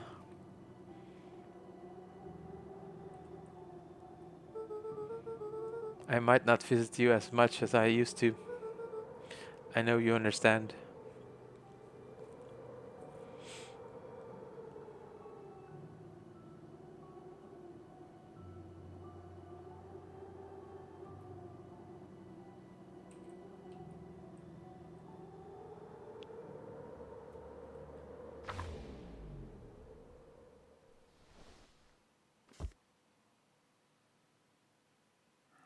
And that, ladies and gentlemen, is the end of the story. It was such a good game. I loved the story. I loved the way they gave you a little piece of the story every single time, and then when you change something, sometimes there were dead ends, but not too often. And the dead ends were, well, there were a lot of dead ends, but every single time you got more of the story. But when you came back, it was done in such a way that you didn't have to revisit the same location twice or same piece of the story again. Like the harvest, for example, the harvest festival, you saw it completely like a couple of hours ago, and then you did a couple of things, and in the end, they skipped over that. Um, yeah, the chapter 8 was short, but there was like chapter 9 as well, which we went to first, and then you came back to like chapter 3, and then you went back to chapter 7, and you go back and forth, and the story keeps changing and everything. Um, it's really, really, really good. So, yeah. I would love to see this story or something like it in like a choose your own adventure book maybe. Let's say like a book to read out to kids when they go to sleep. But I kind of feel it like this as well. The storyteller is like, this game is this story is ending like this. It's not supposed to end like this, is it? Can we not change this game? Can we not change this story? Because I don't want to go to bed when this story ends like this, and then you kind of switch the story and until you're satisfied. So as the storyteller was saying, also like, I'm glad the story ended like this. Thank you for helping me finish it like this. Now I can finally be happy and close the book. So yeah. That was really fun.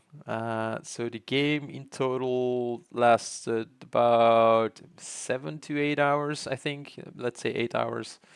So definitely worth the money. I think I paid like, I don't know, $15 or something, maybe less. So definitely worth it. I'm always looking out for cute games like this. So hopefully I'll find something more like this. But I don't know. We'll see. So with that, I will would like to say yes, indeed, yes. The Choose Your Own Adventure games books. There's so many that you can buy. They're really good. Um, I have like a series in German, so I like those as well. It's the Books of the Thousand Adventures, I think. I think they're in English as well. Definitely worth checking that out. So as I was saying, yeah, um, hopefully I will find something else by next time. Otherwise, I will be playing Palia again. Thank you for joining me, and I will see you around. Thank you, Evelyn, for being here and having a chat with me. And I will see you soon. Have a nice day. Bye bye.